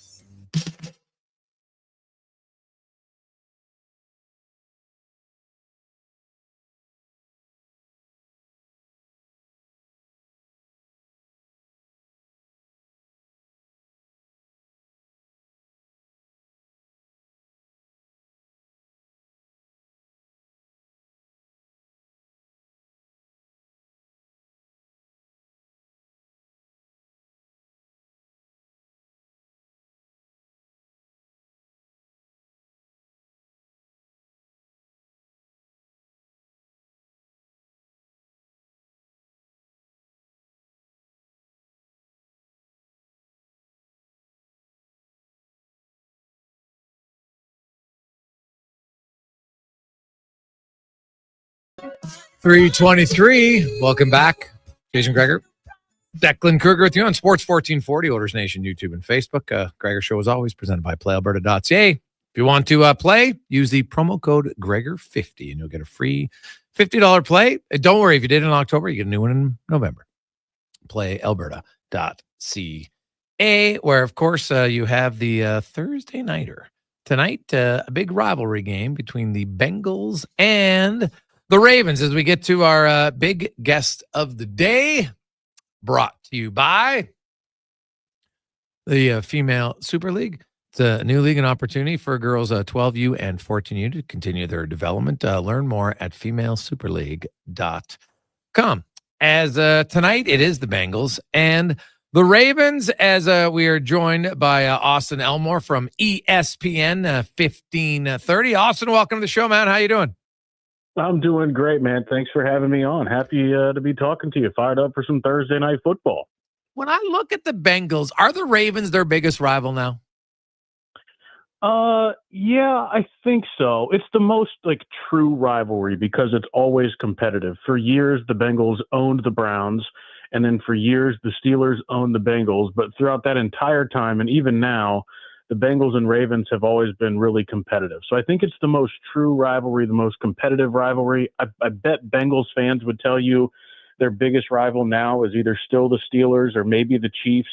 But I think it's the most true rivalry that the Bengals have. Okay. Looking at, so T. Higgins is out for tonight, correct? Yeah, it's looking that way. We haven't seen the official inactives, but he's listed as doubtful, so I don't think he's going to play. Okay. With him out, how is this offense being different in your eyes? Well, it's really run exclusively through Mike Gesicki over the last couple of weeks. I mean, he's been fantastic kind of taking that role that Higgins has left behind for him, because teams without T. Higgins on the field are doubling and tripling sometimes Jamar Chase. And that's put a lot on the plate of the other receivers. And one of them, most notably, Mike Gesicki. He has the ability and the athleticism and the size to kind of play the wide receiver position. So that's what he's been doing. They've removed him from tight end and put him out wide. They put him in the slot. They put him in motion. And he's been really, really good for the Bengals, racking up a lot of catches and a lot of yards. And I think that's something that teams now have to prepare for. And hopefully, for the Bengals' sake, will create more opportunities for Jamar Chase. Well, that's obviously what they want, because you look at Chase's numbers pre-Higgins, and he came back and they were great, and now Higgins is gone. And I think it kind of shows that it just forces teams, when Higgins is in, they can't always just double team Chase. Yeah, and the thing is, when they do double team, or when they don't double team Jamar Chase, Burrow almost exclusively goes there. And Jamar wins a lot of those one-on-one matchups. And if he doesn't, he's usually drawing a penalty, or it's at least a competitive ball. And they love going to Jamar in one-on-one situations. And that's the thing. T wins a lot of those as well. That's what has made this offense so hard to defend for the last couple of years, because, when they were both healthy, they were among the best in the NFL. And I think one of the parts of this season where they've had a little bit more success than in years past has been their ability to run the ball and keep defenses honest, which puts you in more of those situations on the outside, whether Higgins is there or not. And the first 4 weeks of the season, the run game was fantastic. And then it kind of disappeared for a while. The Bengals went through a little bit of an offensive lull. They found a way to win a few of those games. And then they ran it a little bit more effectively last week against the Raiders. So to me, it's all tied into the run game, whether or not you're getting one-on-ones with Jamar or one-on-ones with T or whoever it might be on the outside. If they can run the ball successfully, that makes their offense flow a lot easier. Looking at this Ravens team, they have been susceptible to giving up a lot of passing yards. So I'm going to guess we might see a lot of Chase tonight. Yeah, I think that's going to be a big part of the plan. I think it's going to be Chase, Gesicki, and I think we'll see a little bit of Jermaine Burton as long as he makes it to the field on time. The defenses for both these teams are struggling in the secondary. And last time, Burrow threw for 5 touchdowns, Lamar threw for 4, and it was a 41-38 game. I wouldn't be surprised if we see that again tonight, especially being on a short week. The Ravens just traded for some cornerback help, but Tre'Davious White's not going to be able to play tonight, not up to speed in time. So to me, it's going to be a lot of airing it out. And when Higgins is gone, and they also lost Eric All for the season with a torn ACL, rookie tight end out of Iowa and Michigan that had been playing really well for them. I think we're going to see a lot more 5 wide receiver sets. We're going to see a lot more of spreading the ball out and getting it out quickly from Joe Burrow. And if they're able to run the ball, it's going to be interesting. Under center, the Ravens are the best in the NFL in defending under center run plays. And so if they choose to run the ball at all, the Bengals almost always do it out of the shotgun. And I think I misspoke there. The Ravens are the best in the NFL at defending shotgun run plays. Right. The Bengals always run it out of shotgun. So going to be interesting to see. But these two teams defensively, they struggle on the back end. So, Jamar Chase is going to be a huge part of the game plan. And then you look at it conversely for this Ravens offense. Lamar's having another fantastic season. How can the Bengals slow him down? Yeah, that's a great question. If you find out, let me know. I'm sure the Bengals coaches are trying to figure it out too. They can't ever seem to slow him down. Lamar is 9-1 against the Bengals in games that he has started against them. and he always seems to have highlight plays. A couple of weeks ago, it was stiff-arming Sam Hubbard to the ground and then throwing a touchdown. A couple of years ago, it was the signature spin move that I think basically won him the MVP in a game in Cincinnati. And the thing about their offense is it's so efficient. They just traded for another weapon in Deontay Johnson. Derrick Henry is obviously a beast, and Lamar hasn't had to do too much with his legs. That possibility still exists. You still have to prepare for that, but he hasn't done as much with his legs as we're accustomed to seeing with him, which tells me that the offense has taken strides forward. He's taken strides forward as a passer, and when they continue to surround him with weapons, it just makes him nearly impossible to defend. Looking at this Ravens team, and they bring Johnson in, how do you see them implementing him into this offense? Yeah, it's a good question because they do have some speed. Zay Flowers is a speedster on the outside. Rashad Bateman, the last time these two teams met, hit the Bengals for some big yards. To me, it's going to be his ability underneath and in the slot and in the middle of the field, especially when paired with that play action that's so effective, whether it's Jackson or Henry. You've got to account for the speed on the outside. That's, one of the strengths of their wide receiver group. And I think that sometimes those guys get a bad rep, but they are pretty good, and especially when it comes to their athleticism. And last time these two teams played, they hit a lot of deep crossers against the Bengals, deep down the field, allowed the plays to develop. I think that's where Deontay Johnson can flourish in this offense, especially with the speed on the outside. The Bengals, they make a trade for running back, obviously with Moss out. They're still very much in this race, despite another terrible start. It's been an odd history in Cincinnati, their inability to start the season on time. But tell me about the running back and, how much usage are we expecting to see tonight? Yeah, it's one of the interesting parts of this game because he is expected to play. He got there just on Tuesday night, I think was able to practice with them a little bit. And Joe Burrow said in the press conference this week, if he doesn't know what he's doing, he's going to be standing right next to me so I can just tell him what to do. So it'll be curious to see because Chase Brown, who I think had 37 touches on Sunday against the Raiders, dealing with a little bit of a rib issue. He's going to start. He's going to be the main back. But if Khalil Herbert can get up to speed on pass protection, if he's able to just give them, 10 to 12 snaps, 10 to 15 snaps tonight, I think that would be a win for them, whether that's in pass protection, whether that's running the ball, whether that's splitting out wide, whatever it is. If there's some simple stuff in the baseline parts of the offense that Herbert can be in there for to give Chase Brown a break for a snap or two, I think the Bengals will be pretty happy with that. Looking ahead, we talk about the run game and everything in Cincinnati, but Chase Brown's had a great year. But you mentioned how many touches he had, and in the NFL, it's virtually impossible. It seems, maybe if you're Jerome Bettis, to not get worn down, right? Even Derrick Henry, maybe the other one, but. You look at Brown, he played on Sunday, that many touches. The Bengals got to be leery of this. They still believe, hey, we want to get to the playoffs. But running him into the ground with Moss out isn't going to make a lot of sense.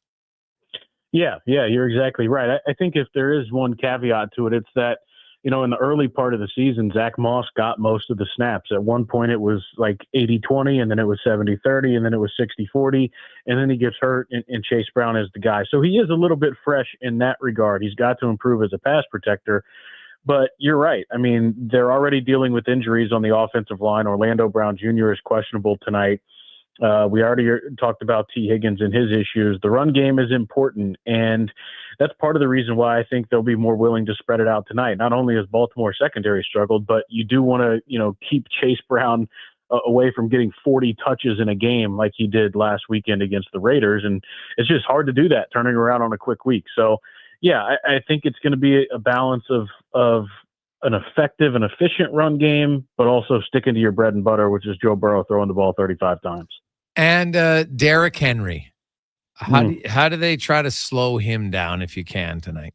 He's a monster. And, the Bengals historically have been halfway decent against Derrick Henry. They shut him down in a playoff game in Tennessee a couple of years ago. And in the first meeting, week 5, going into overtime in the fourth quarter and overtime, Derrick Henry had 14 carries for 42 yards.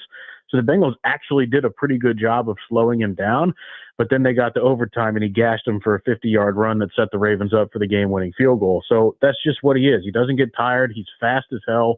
I think 18 of the 20 fastest speeds by a ball carrier over 240 pounds over the last 8 years has been all Derrick Henry. He just is fast and huge. So it's big on tackling. The Bengals struggled early part of the season defensively in tackling. I think the last 3 weeks has been their best 3 weeks when it comes to tackling. Mike Hilton, that's a name to keep an eye out tonight. The Bengals slot cornerback, he's a veteran. He's been some ups and downs in terms of his usage. He's been coming off the field on third downs, but he's their best anticipatory cornerback, and he's their best tackling cornerback. And Mike Hilton loves to go on these blitzes that Lou Anarumo dials up from the slot, and he's had a lot of success tackling Derrick Henry in the backfield. So to me, it's all about tackling, and don't let him get ahead of steam. Meet him at the line of scrimmage, and you might have a chance, but even then, it's asking a lot. And Orlando Brown, their offensive tackle, has been ruled out tonight. Anytime you lose one of your tackles, it's huge, but you lose Brown. They don't have Higgins. Obviously, they want to pass the ball, but you're going to need to have some protection. Who's slotting in, and how big of a loss is this? And do you see them possibly altering their approach because of this injury?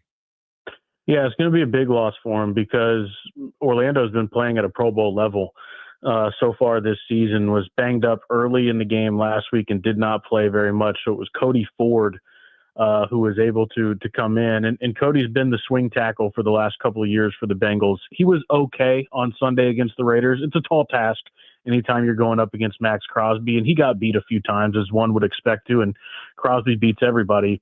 I would say Cody's strength is as a run blocker, but he played halfway decent. He played good enough at left tackle last week against the Raiders. It's interesting. The Ravens are one of the worst teams in the NFL when it comes to generating pressure, but when they do generate pressure, it almost always ends up in a sack. They have the 5th most sacks in the NFL. So they're going to try to confuse the Bengals. Their offensive line has struggled a little bit with stunts over the last 3 weeks, especially Alex Kappa, the right guard on the inside.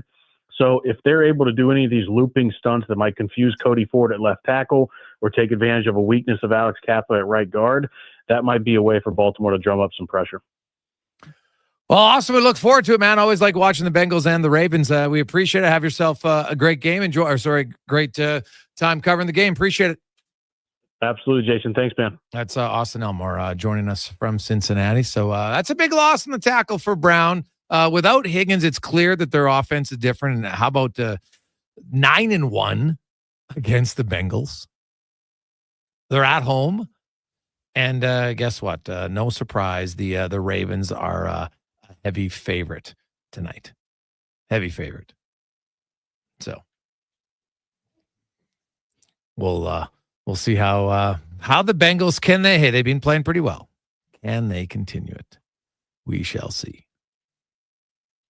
What's great about sports is it's always unpredictable. I know right now Oilers fans aren't loving the unpredictability because none of you, myself included, would have predicted the Oilers would struggle to score to the extent they have through 14 games. Like, this isn't 1 or 2 games. This is 14 now. And they're near the bottom of most offensive categories. How about the fact that their forwards are 13th most goals in the NHL? Forward group, just their forward group alone. If no one would have taken that wager, if I'd have said, hey, I'll give you 10-1 odds, still wouldn't have taken it. So it's not been a good start offensively for the blue and orange, but they practice today. They won't practice tomorrow. It's a travel day. They might skate in Vancouver, so they'll travel tomorrow, and then they'll get set to take on the Canucks on Saturday. Matthias Janmark didn't skate today. He's listed as day-to-day. Does that mean he's ready Saturday? Who knows? Now, if the Oilers have to recall a forward, the good news is their farm team is in Abbotsford because the Condors are playing Abbotsford on Saturday and Sunday.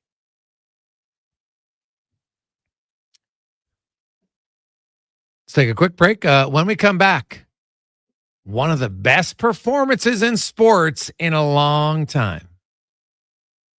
But not a lot of people liked it. We'll discuss it next on The Gregor Show, presented by PlayAlberta.ca. Are you watching the interest rates these days? Of course you are. Paying less interest leaves money in your pocket. That's why St. Albert Dodge is happy to tell you that right now they have 0% financing on virtually all new 2024 models. hundreds to choose from. Jeep Compass, Wrangler, Grand Cherokee, and Wagoneer.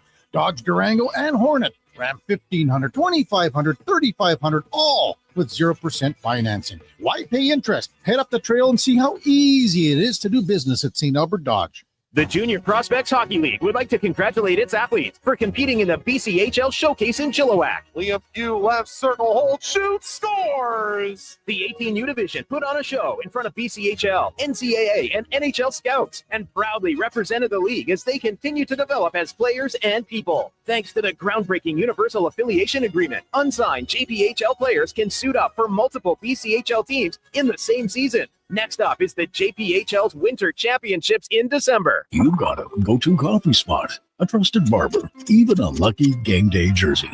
But when it's about looking your absolute best, there's only one name you need. Mr. Dirk. Family run since 1939. We're experts in crafting impeccable tailor-made suits and offering a wide variety of everyday styles. Pair that with personalized one-on-one fittings and the convenience of on-site tailoring. Mr. Dirk elevates your style game. Visit our Edmonton store or explore MrDirk.com. Score big on style with Mr. Dirk. The Canada-wide clearance is on at GMC. Get a $7,500 cash credit on 2024 Sierra 1500 Crew Cab elevation models. With Sierra's 13.4-inch diagonal premium GMC infotainment system with Google built-in compatibility, available off-road package with hill descent control, plus an available 3-liter Duramax diesel engine, you can take the road less traveled and try new things, like fishing or whitewater rafting.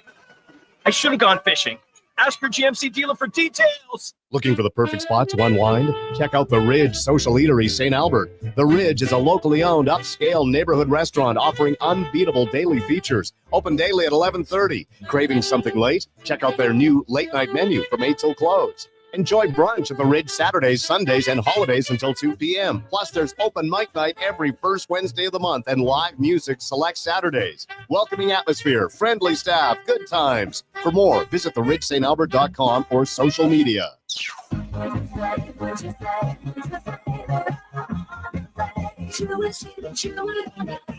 Notice how the last few months of the year all end in burr? Maybe because that's when the burr really starts. Sherwood Honda helps make sure you're road ready for winter conditions. They can service your vehicle of any make and model, and Sherwood have the tires you need to. When you feel the chill, remember to book an appointment with Burwood. That's Sherwood Honda.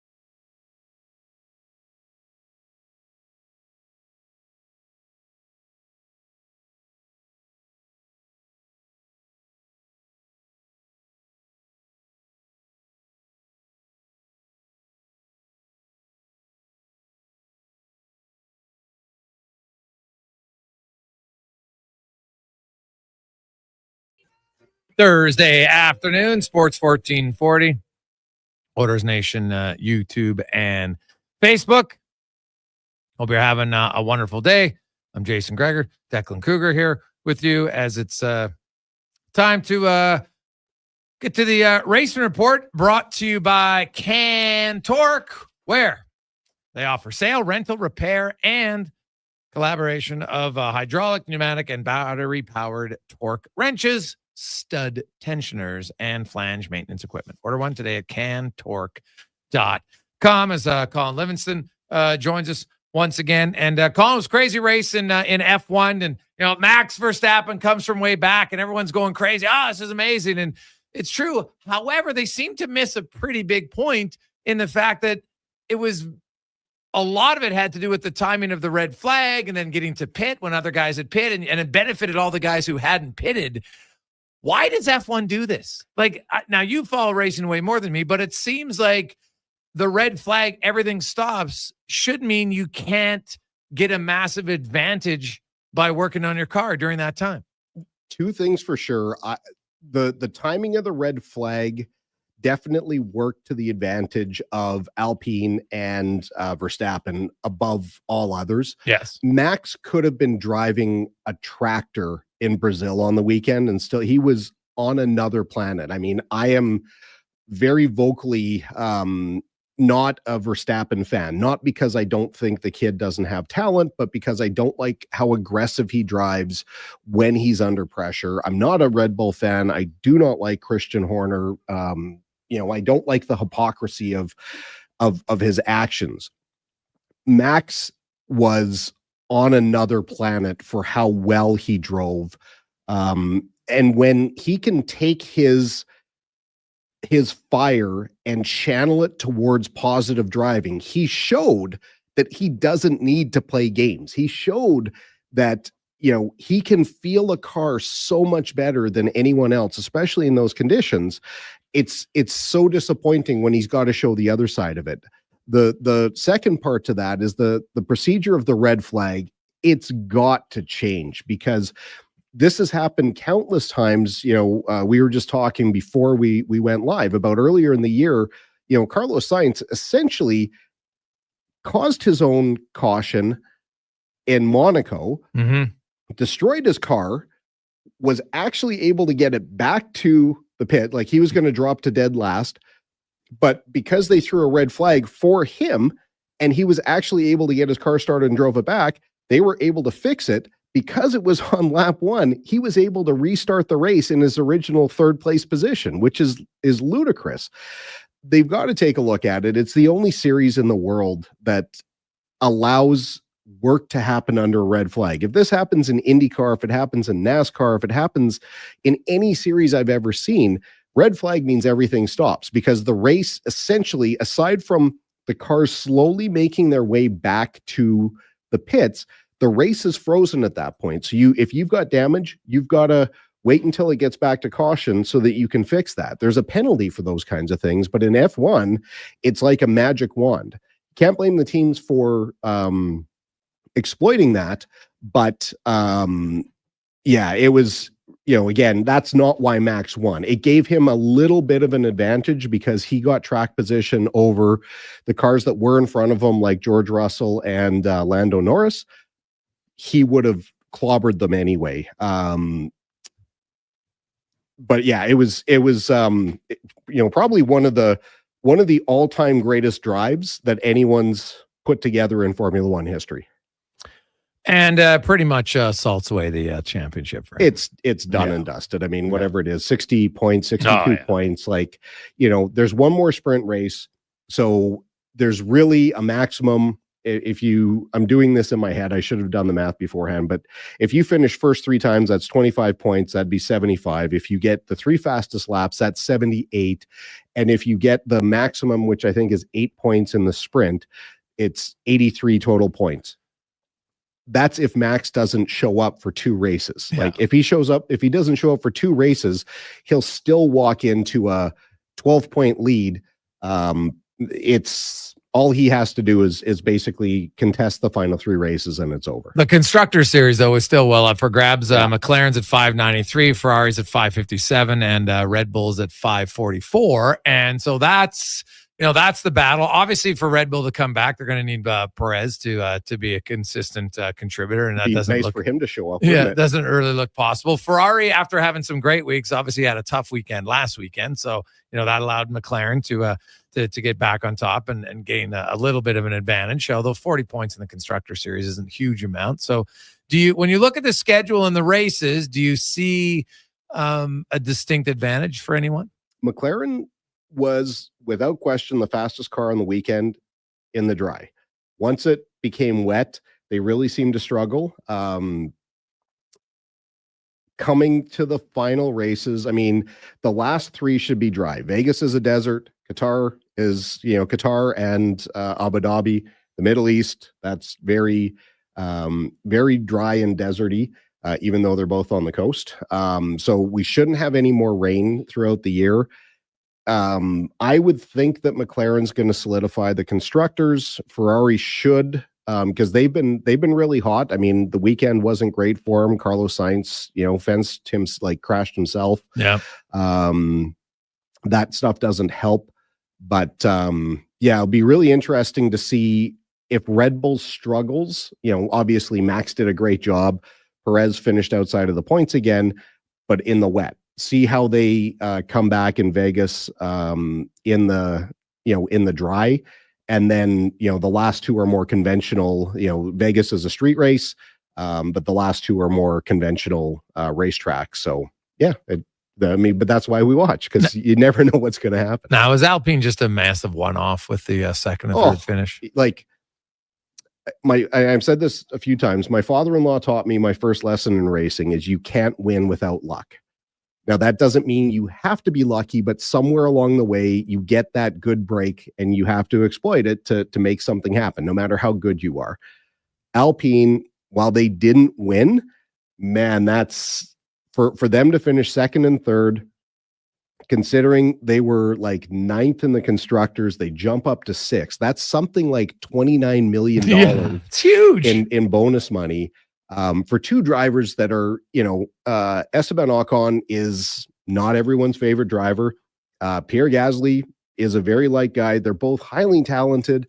They're just not able to show what they've got with these cars. So that was great to see on the weekend. Now, what about Lance Stroll in the formation lap? He spun off the track. It's okay, that happens. But then he drove right into the gravel. What the hell was going on there? Is that just he forgot it was wet? Like what? He basically took himself out of the race. Has that ever happened before? I can't think of another example that comes close to demonstrating what a low driving IQ that moment showed. Yeah. For people who didn't see the race, it's very, very easy to spin out. It's especially on an out lap or the first lap of a wet race, because you're feeling out the car for the first time. You don't know where the puddles are. You don't know, where the tires are going to grip. So you're trying everything you can. And I actually listened to the audio of the engineer, and they gave him a whole plan. Like, we've hard from turn one or from turn 3 to turn 4. At turn 4, give hard burnout out of the corner, do this, do that. And they gave him a whole list of stuff, and he lost it. And that happens. Like if there's anybody out there who's ever raced in the rain that can tell you they haven't spun, they're lying. It's so easy to do, especially as you're trying to, get tires up to temperature, or you're trying to feel things out. What was unbelievably stupid was the fact that where he stalled, he kept the car going. He didn't do any damage to the car, and he had tons of room. He actually had the car in reverse, and he had started backing out. For some inexplicable reason, he then puts the car in drive and then just drives into a gravel trap, knowing that they had a monsoon come through. Like, the gravel's hard to get through to begin with. That's what it's there for. It's to slow a really fast car, that's out of control before it hits the wall. But once it's wet, it's a quagmire. He made it about 30, 40 feet into the trap, and his race was over before he ever took the green flag. I can't think of anything I've ever seen like it. Now, was he not allowed to back out, though? To back out of the back onto the track? Yeah, no, he could definitely have done that. Oh, okay. Yeah, because he was by far and away, there was nobody else around. You have to enter, or you have to re-enter the track safely. So as long as you're backing up on the asphalt, you're using your mirrors, no problem. The other thing he could have done, put it in first gear, put some revs to it, spin it, just do a little flip turn. You see drivers do that all the time. On the wet, it's even easier to do because there's no traction. But yeah, he absolutely shot himself in the foot. Yeah, it was kind of strange. You got to be pretty annoyed. Like, you don't even get to race, baby. So not good. Now, you were in Vegas. That's right. Right. And the karting race that went on there was in an actual parking lot, was Correct. it not? Yep. And how was that? It was really, really good. So there's last weekend's event, and then there's another event here in, starting in like 5 days, both in Vegas, both in parking lots. Last weekend was called Rock Vegas. What they do is in, one of the parking lots of the Rio Hotel, excuse me, set up a bunch of Tech Pro, these like plastic barriers, define a track. It was fairly similar to last year's, and you race between these plastic walls. Next weekend is going to be the exact same idea. It's in the parking lot at Las Vegas Motor Speedway. This is the Superkarts USA, what they call SCUSA, and it's the Super Nationals. Next weekend's race is going to be one of the biggest kart races actually in the world. There's numerous world karting, like shifter world champions, former SCUSA champions. There's I can't remember if there's a former F1 driver or not. There's a bunch of very well-known drivers that'll be in the event. All broadcast on YouTube. Is super entertaining, and the track, like last weekend, was a really kind of tight technical track, similar to what we have at Warburg. Next weekend's is like a super speedway. It's got this massive front straightaway. I was looking at the track map today. Once they get to the first braking zone, then they drive through this, it's probably about 2/3 the length of the front straightaway, but it bends perpetually to the left. So these guys that are going to be in the shifter, the drivers that'll be in shifter carts, their necks are just going to be stressed to the limit, which will make it really fun to watch to see who handles that best. Now, Vegas is still 2 weeks away from when it gets going for F1. And I know like they kind of have to shut things down very early, correct, to get set up for that. Isn't like 3 weeks or a month where the strip was kind of shut down? They had been working on it. I was in Vegas a month ago, and then I was there last week. They had already been working for weeks when I was there over a month ago. And it takes them many, many weeks after the event to get all the structure, because everything has like framing so that they can hang lights, and they can connect all their telemetry and have power for cameras, and there's mics all around the track, and so on and so forth. It is a massive pain in the backside for everyone in that city. Like, I mean, it's not exactly earth-shattering news to say that city revolves around the Vegas Strip. All the theme hotels are on Las Vegas Boulevard, and that is really down in a lot of places to one lane in each direction. So it's really choking the flow of traffic, which doesn't really move all that well the best of times. On the connecting roads, like Koval and now I can't think of the other one. Same kind of idea. Like my hotel basically looks out there. The one I stayed at looked out at the final part of the track where they make a left-hand turn towards Pit Road and the front straightaway. Right. It didn't matter what time I looked out. If it was 9 o'clock in the morning or 3 o'clock in the morning, traffic was backed up in every direction because there was only 2 lanes. They actually built over Koval, where I was staying on Flamingo Boulevard. They've actually built a temporary ramp over Koval because they need to get access to that side of the road in the event of emergency for ambulances and things like that. So it's like I can't see how the upside of having the race can outweigh the downside of how much. It's basically 2 months. At least from before and after to set up for a weekend. The entire city is based on tourism, and people are starting to stay away. I mean, last year they overpriced the hotels and the tickets by so much that days before the event they hadn't sold out the hotels, they hadn't sold out the race, hadn't even come close, that they had to slash prices. I think they're trying to be a bit more reasonable this year, but candidly, I haven't even looked because Vegas to me is probably the worst race on the calendar. Yeah, not ideal. Colin, great stuff as always, man. We appreciate it. We will chat with you next Thursday. Yes, sir. Thank you. There you go. It's the Racing Report brought to you by Can Torque. Jason Gregor, Declan Kruger with you on Sports 1440. Coming up in the 4 o'clock hour. Of course, we'll get to 5 questions a little bit later on. Also, can you, if you want to give more opportunity for the young players and it doesn't work, then what? We'll discuss that also on the Edmonton Oilers, and many of you with some thoughts. It is November 7th. Is it too early to discuss trades? Well, it's never too early. Is it realistic to think one might happen? There are a few other teams. We'll discuss some trade potentials next on the Gregor Show, presented by PlayAlberta.ca. Let's get to Declan Kruger in a Sports 1440 update, brought to you by Fountain Tire. Remember the 7 for 7 rule. When it hits 7 degrees Celsius for 7 days, it's time to think about changing your winter tires, because they'll give you more grip and control that you need on the snowy, icy roads. Learn more at fountaintire.com. This is a Sports 1440 update. And for your Sports 1440 update, 12 games today in the NHL. It all gets going at 5 p.m. with 6 games on the dock. The Flames, division rivals, in action in Boston at 5. Later on today, we'll see Vancouver and LA in action at 8:30. 3 games today in the National Basketball Association. They all tip off at 6 p.m. Minnesota and Chicago, Utah and Milwaukee, and Portland and San Antonio. Thursday Night Football is set to kick off tonight at 6:15 as Cincinnati heads to Baltimore to take on the Ravens. The line for that one currently 6.5 for Baltimore. News around the hockey world is the NCAA Division I Council has voted to allow Canadian Hockey League players to be eligible for Div 1 college hockey starting next season.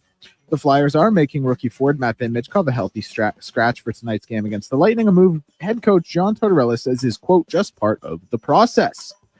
Sherwood Park native in NFL news, Chuba Hubbard did sign a 4-year extension today with the Carolina Panthers worth $33 million, a contract that carries a maximum value of $37.2 million, and it has $15 million in guaranteed money. I'm Declan Kruger, and this has been a Sports 1440 update. Sports 1440, Stingray radio station. CKJR broadcasts from West Edmonton Mall and Wetaskiwin. Download the free Stingray music app and listen wherever you go.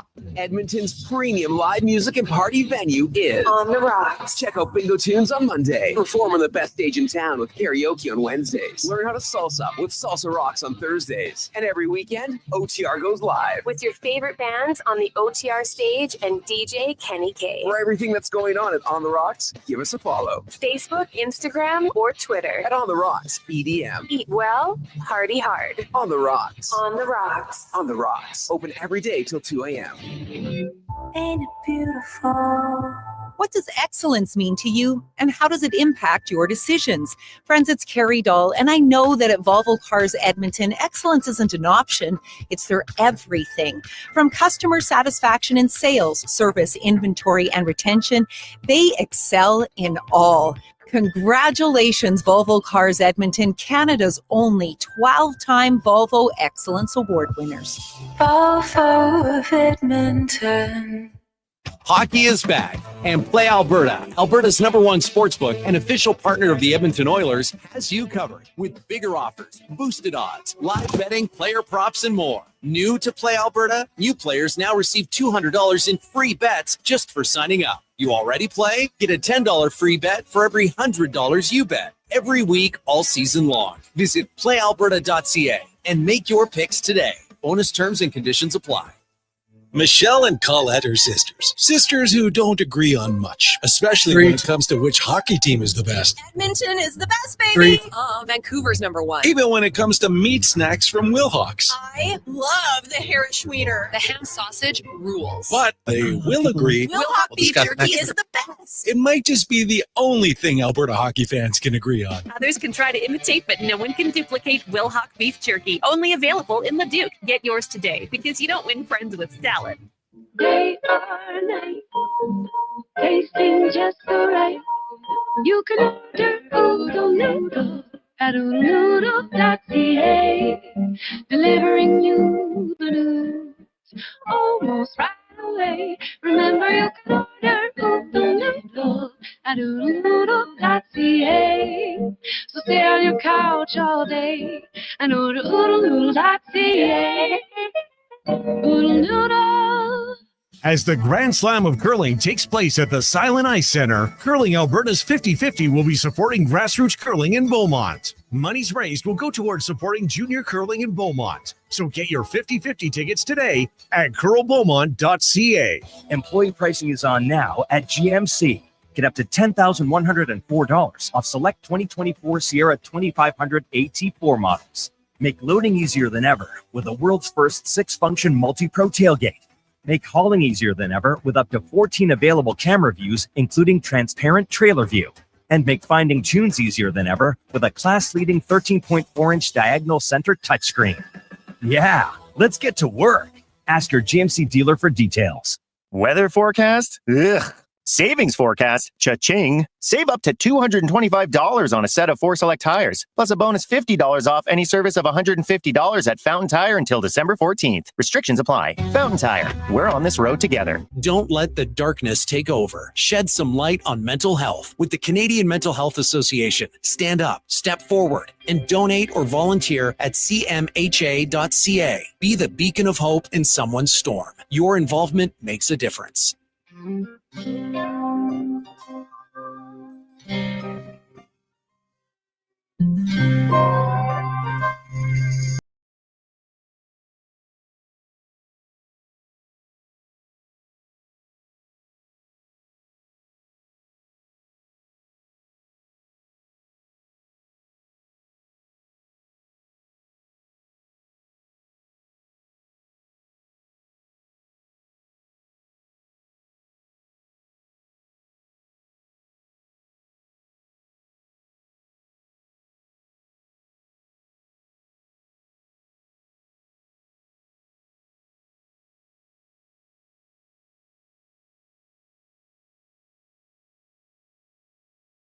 Hey, boy, don't you lose. 4 o'clock. Welcome back.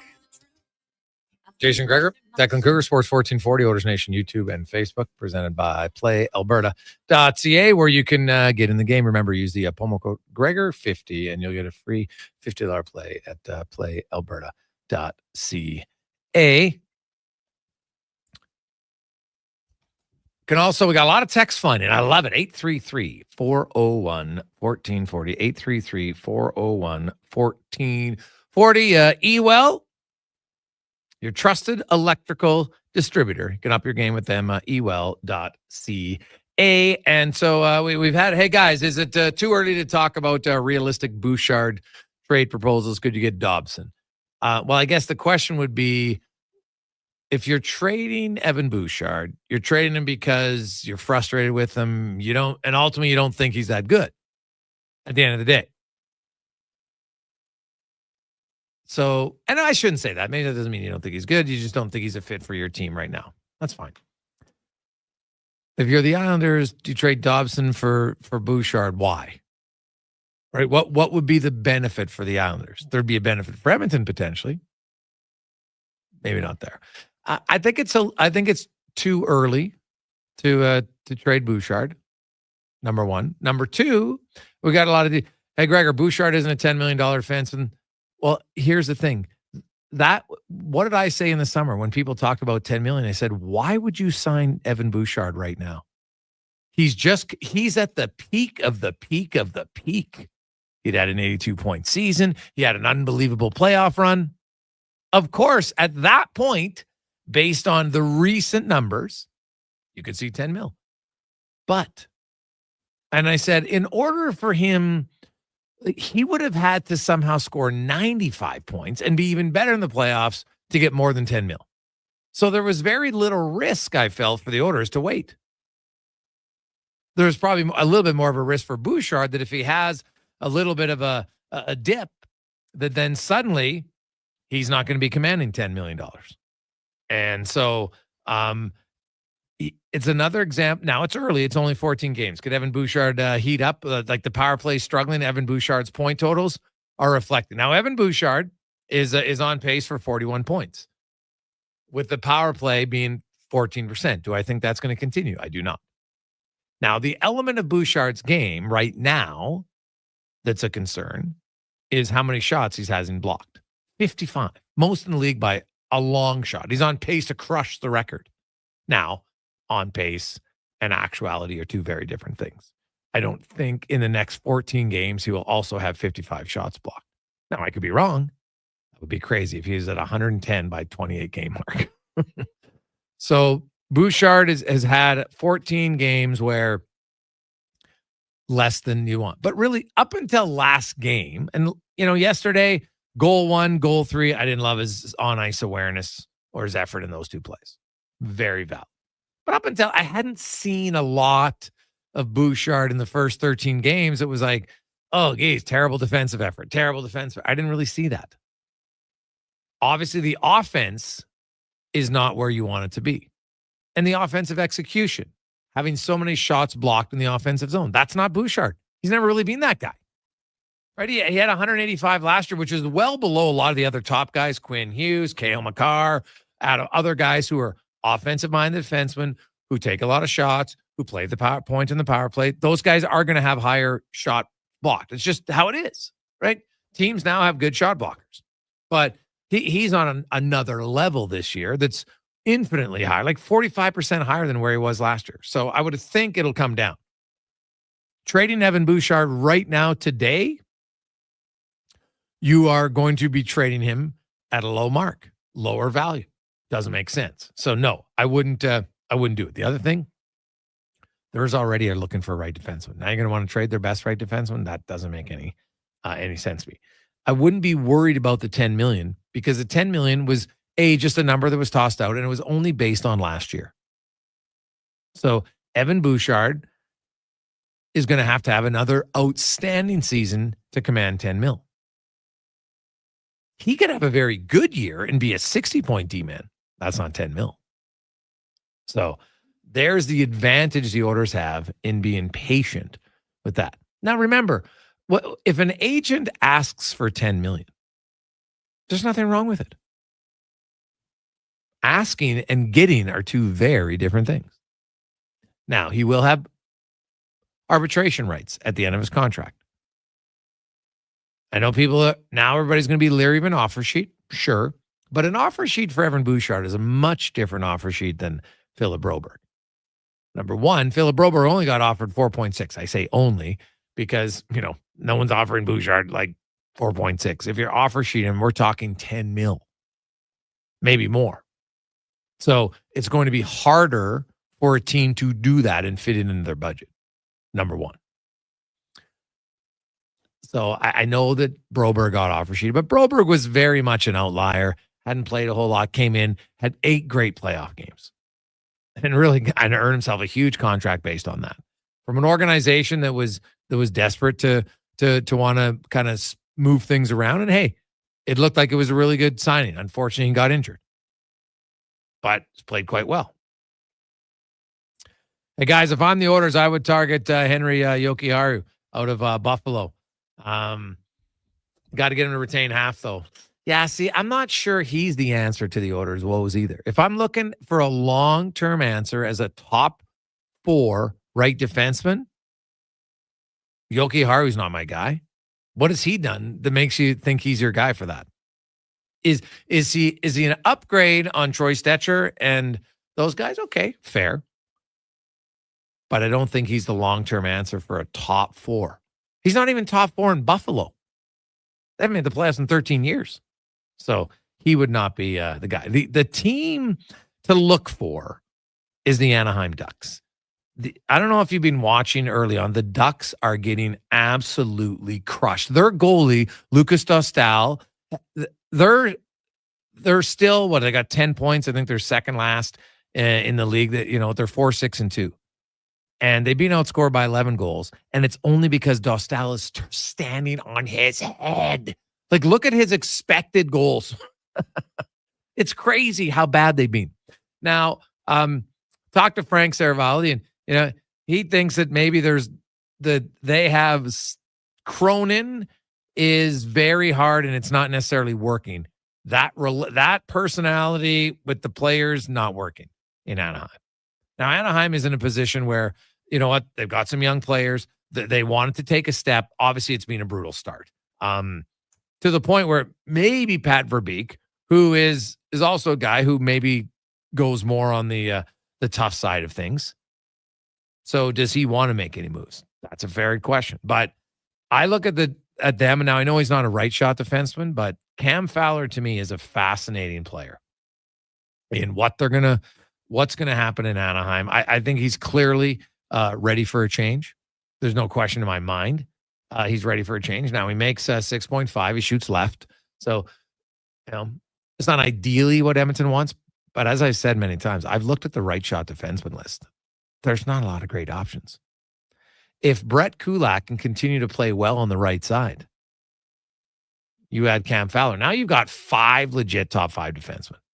And you can move guys in and around, and changes up different things. Like, look at Vegas last night. Did you notice, and I don't even think this was talked about a lot, did you notice which line played a lot against McDavid last night? It was their fourth line in Nicholas Roy, and the Oilers' first line didn't dominate them by any stretch of the imagination. So some might say, well, geez, I don't want Cam Fowler on my third pair. I'm like, why not? If he's that good, it can allow you some matchups in other areas. But Cam Fowler is the one guy I look at out of Anaheim. I don't like Radko Gudas is their captain. He just signed there. I don't know. Fowler's been there for a long time. The losing can wear on any player, no question about it. But the Anaheim Ducks are a team that I think is looking to make some change. It might be a coach first. But I know Buffalo people are out there, but like if you were trading, Samuelson, I'd probably listen more to that. Like I've seen some Bowen Byram. They just got Bowen Byram. I don't know if they'd want to trade him, but I don't know. As far as Bouchard and trading him, I think it's very premature. Just like I thought in the summertime, 10 mil, I said 10 mil is a huge cap hit for a defenseman. Now, he put up a big season of 80 points, but he's got to do it again. And it's early, but not on pace for that right now. He's on pace for 41. I don't think he'll be there. I could see it being 60, but 60 is a lot different than 82. Now, if he has another dominant playoffs, though, then trust me, he carries all the weight. No question. Even if he just has an average playoff, it's going to help. No doubt in my mind. He's going to get big ticket. Hey, Gregor, to me, it's not about what his price tag is. It's about whether or not I believe you can win with Evan Bouchard. I don't believe you can.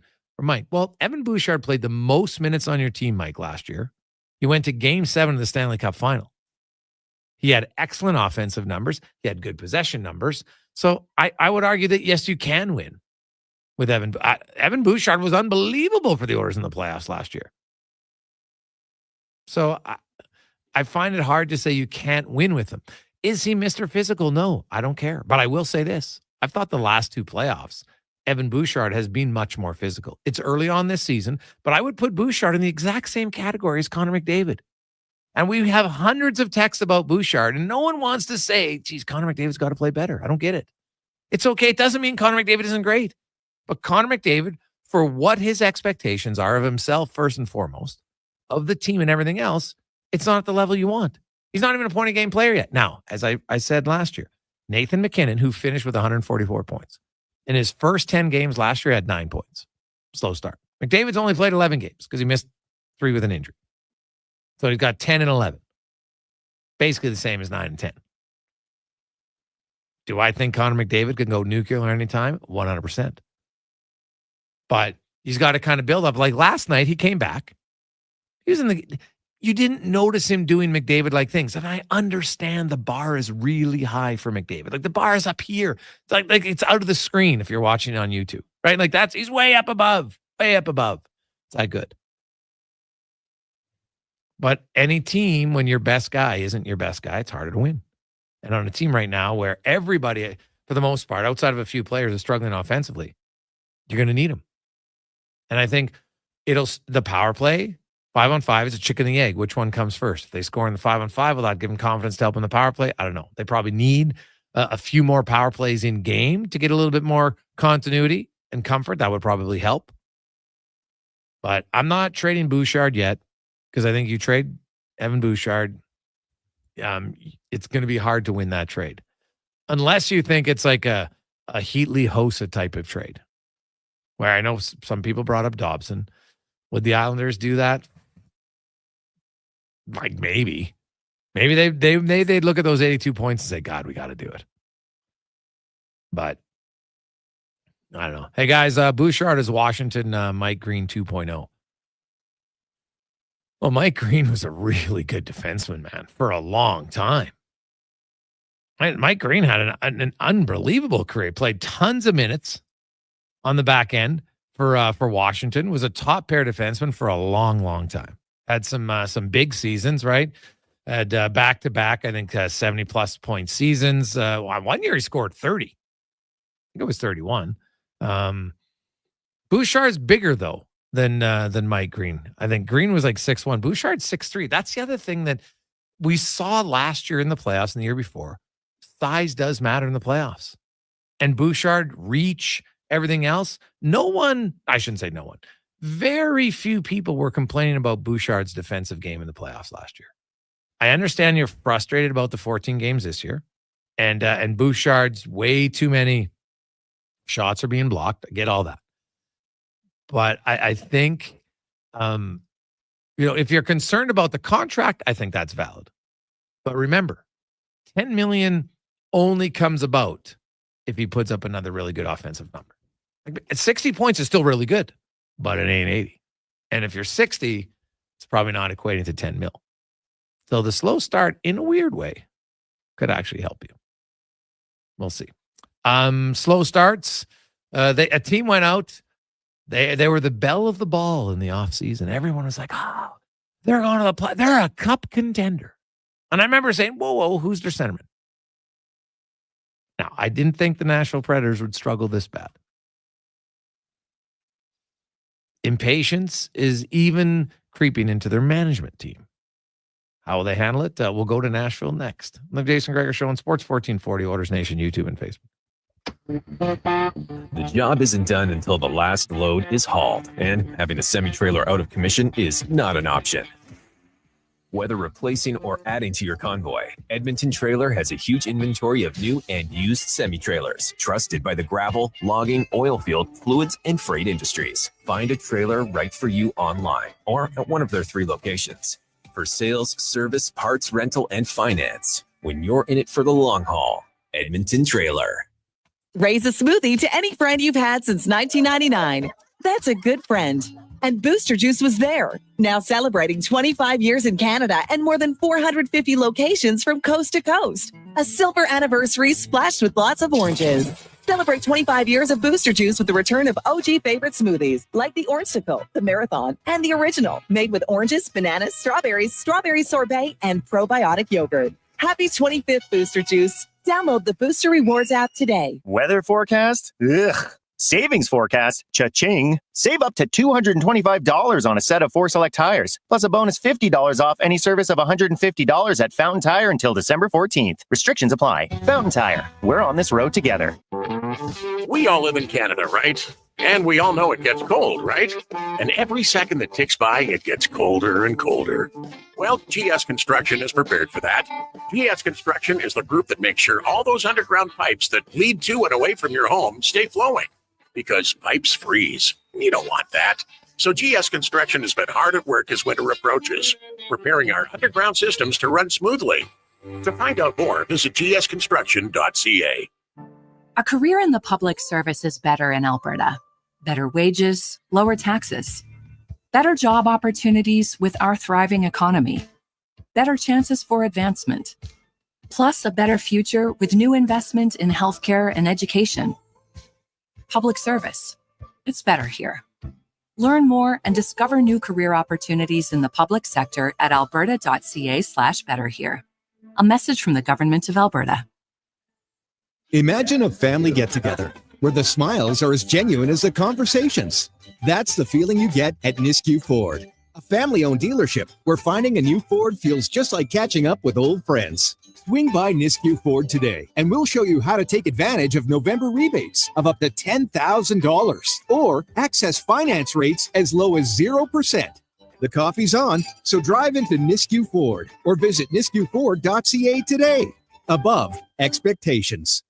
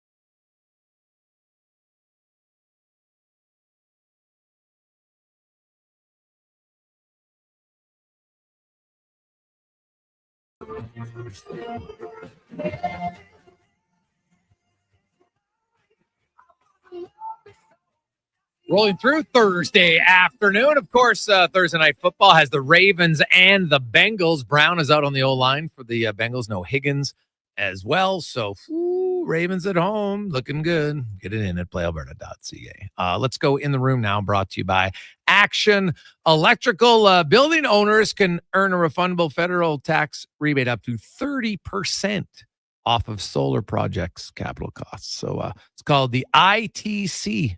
You can learn about that and more with Action Electrical to help you save money as you look to get solar on your commercial home or business.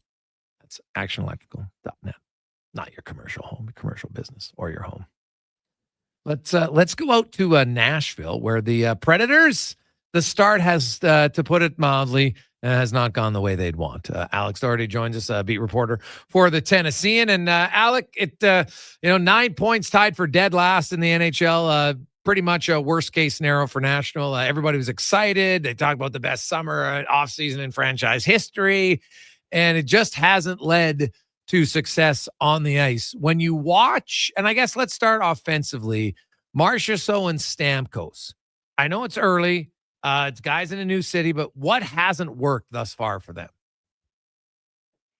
Well, not a lot has been going well, obviously. There's not been a single part of the Predators, except for maybe the penalty kill, that has been succeeding. I mean, the penalty kill has actually been pretty good. I mean, that's about the only part of this team that's working well. Maybe the goaltending is a little bit better than it was, but offensively, yeah, the Stamkos Marchessault situation has been a struggle early on. Now, I think that some people close to the team thought it might take a while. I think there was some concern that maybe it was going to take a little bit for them to get ingratiated into Andrew Brunette's system, but 13 games in is more than enough time. I mean, like maybe the first 5, 6, 7 games, but not 13, and certainly not, the first half of the season, which is what it's looking like. And it feels like there's more than just an early chemistry issue. It feels like there's guys that are just not playing well, and it's all kind of snowballed. The biggest issue has been their center depth. I mean, Ryan O'Reilly is their top center. At this point in his career, he's probably not a top line center. He's probably a second line center, but he's being put into top line center role, a top line center role. So they've had to try to put guys like Colton Sissons and Tommy Novak and even Juuso Parssinen in that role. And those guys are just not, they're not that. They are not a second line center. I mean, most of them aren't even a third line center. And then on top of that, the fourth line was a big part of the team's identity last year with Michael McCarron and with Kiefer Sherwood and Cole Smith. And that line struggled. Of course, Kiefer Sherwood's in Vancouver now, but that line has been struggling. I mean, they in terms of goals against, that line has been just letting goals in left and right. So they've been a disaster. So there is a lot going wrong. The one possibility we saw last night in Washington is that Stamkos is now with Philip Forsberg and Ryan O'Reilly. I think we'll see that again tonight in Florida, and that seems to be maybe a good idea. I mean, we can talk more about that, but I think that's the only thing that might get this team going again, is maybe finding a way to just put your stars together and see what happens.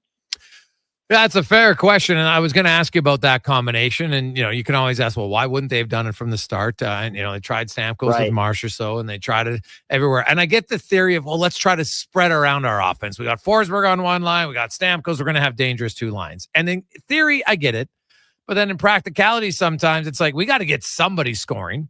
And that's exactly right. Right. So is that kind of what he's saying? Hey, let's just put all of our best eggs in one basket and hope to God they can carry us for a bit. I think you nailed it. That's exactly what I was going to say. Is they went into the season, so last year the top line with O'Reilly, Forsberg, and Nyquist was great. It was fantastic. It produced. It was great all season. So they thought, okay, well now we need to get a second line, and that's why they get Stamkos and Marchessault. But then that doesn't work out, and then the top line stinks again. So it's back to the drawing board. They've got to find something. They need a line to emerge, and they can deal with getting a second and third scoring line, down the road. They've got to get one scoring line first. And the numbers don't lie. They have been, I think they're 30th or 29th in the league in scoring right now, 2.5 goals per game, something like that. And even strength is even worse. I mean, I think they may be dead last in the league in even strength goals. The power play hasn't been terrible recently. It's maybe a top 15 power play, which isn't great, but at least it's something. But their even strength play right now is just not there. It's awful. They can't get anything inside. They got no one going to the net. They have a lot of guys that want to play perimeter, that can shoot perimeter, but that's not where most of the goals happen. And it's been a real struggle early on for Brunette to figure out how to make that happen. Yeah, they only the Anaheim Ducks have fewer 5-on-5 goals than the Predators thus far. Now the Preds, their games have a little bit more special teams, so their 5-on-5 per game is a little bit lower than others. But so you look, their offense is a concern. What about defensively? Are they kind of like Edmonton right now? They're simply losing because they can't score. That's pretty much it. Yeah, the defense has been struggling at times, and the times you see the defense struggle is mostly because guys like Roman Josi and Brady Shea are having to push up and create more offense than you would like, and so it's creating opportunities the other way. I mean, that hasn't been the big issue. They've not had a lot of continuity in the defensive zone in terms of like their matchups are poor because their lines are not working together. They can't exit the zone cleanly, and so guys are chipping pucks out, but other guys aren't chasing them. And then they have extended time in their own zone, so they got to go off for a change, and it just snowballs, right? I mean, like the offense is happening, the offense is not happening because the defense is just having to do too much work. Thankfully, UC Saros has played some of his best hockey these last few games. I mean, he hasn't been like Vezina worthy, but he's been like definitely an above average goalie and kept them in some of these games. But yeah, the defense has been not as big of an issue as the offense, but it's certainly not helping. Yeah. Not good at all. So what about Brady Shea? How's he fit in on the blue line? I think he's had some good moments. I think he's an improvement from what the team had last year with Ryan McDonough. Ryan McDonough, a great teammate. I think he's a fantastic player. But what they needed was another offensive defenseman other than Roman Josi, because pretty much on the back end it was Roman Josi and no one else was able to really produce any offense. So Shea brings that element. He has had some mistakes defensively that have cost him. I think that's been, but I would chalk that up to just he's trying to do too much. He's trying to live up to the contract as early as he can. He's produced on the offensive end to some extent, and he's been a part of the second power play unit. But yeah, I like him a lot. I think he's a great skater. I think he's a good fit in the locker room, and an improvement on the Ryan McDonough situation from last year. But they need more out of everyone, and he's one as well. Right now, Shea is playing with Josi. It's kind of like putting Stamkos with Forsberg. You need to get something going on the defensive end that works and that's productive. Right now it works, but ideally they would love to have Josi and Shea on separate pairings to kind of spread it out. So we'll see if that happens at some point. Yeah. So I know that his original comments on the radio station 102.5, talk, well, if we don't win, we're going to have to implement our rebuild plan. And, and that got a lot of people up. And then he, talked later about what he meant was, we'll have to give some younger guys, maybe more opportunities. But the problem with that is I'm not sure I see any younger guys that are ready to handle more opportunities. Do you? Yeah, that was kind of the issue. Is what he was doing with what he kind of explained was, this summer was more about trying to buy time for the young crew that they have. Like they got a kid, Tanner Mollendijk in Saskatoon right now, Andrew Gibson in the Sioux. They've got Joachim Kimmel in Milwaukee, Matthew Woods playing in Minnesota. They got guys that are in a few years going to be ready to play big time in NHL minutes. But these are all 18, 19, 20, 21-year-olds, right? Yes. So he wanted to sign guys like you did, Stamkos and Marchessault, and Shea is here for 7 years, but those guys have 3 and 4 year contracts. I think that was more about he wanted to have a competitive product on the ice in the meantime while waiting for these kids. Well, what happens then if the competitive product you try to make isn't competitive? Well, you can't really do anything about the guys you just signed because they're here. But you can at least start the clock on some of the other periphery guys. Like, I think we're probably going to see Svetr Svechkov, who is a 2021 draft pick. I think we're probably going to see Joachim Kimmel, who is a 2022 draft pick. I think we're probably going to see some of the other periphery guys like Ozzy Weisblatt. Those guys will come up. And you might see them move guys who are tradable, who are not as big names, but, Colton Sissons or a Tommy Novak or maybe a Cole Smith or maybe Dante Fabro. Like, you're going to see some of these guys get moved if they don't get this thing rolling. But he clarified later that, Forsberg not going anywhere. Yossi Saros not going anywhere. O'Reilly probably not going anywhere. Obviously, Stamkos, Marchessault not going anywhere. So then what's left? Well, there's about 8, 9, 10 guys there that could still be, on the way out. It's just not names that most people are going to get. They're not going to get headlines. I mean, if they move Colton Sissons, maybe that gets some people interested, but they're not going to move Stamkos. They're not going to move Forsberg. It's not going to be anything like that, I think.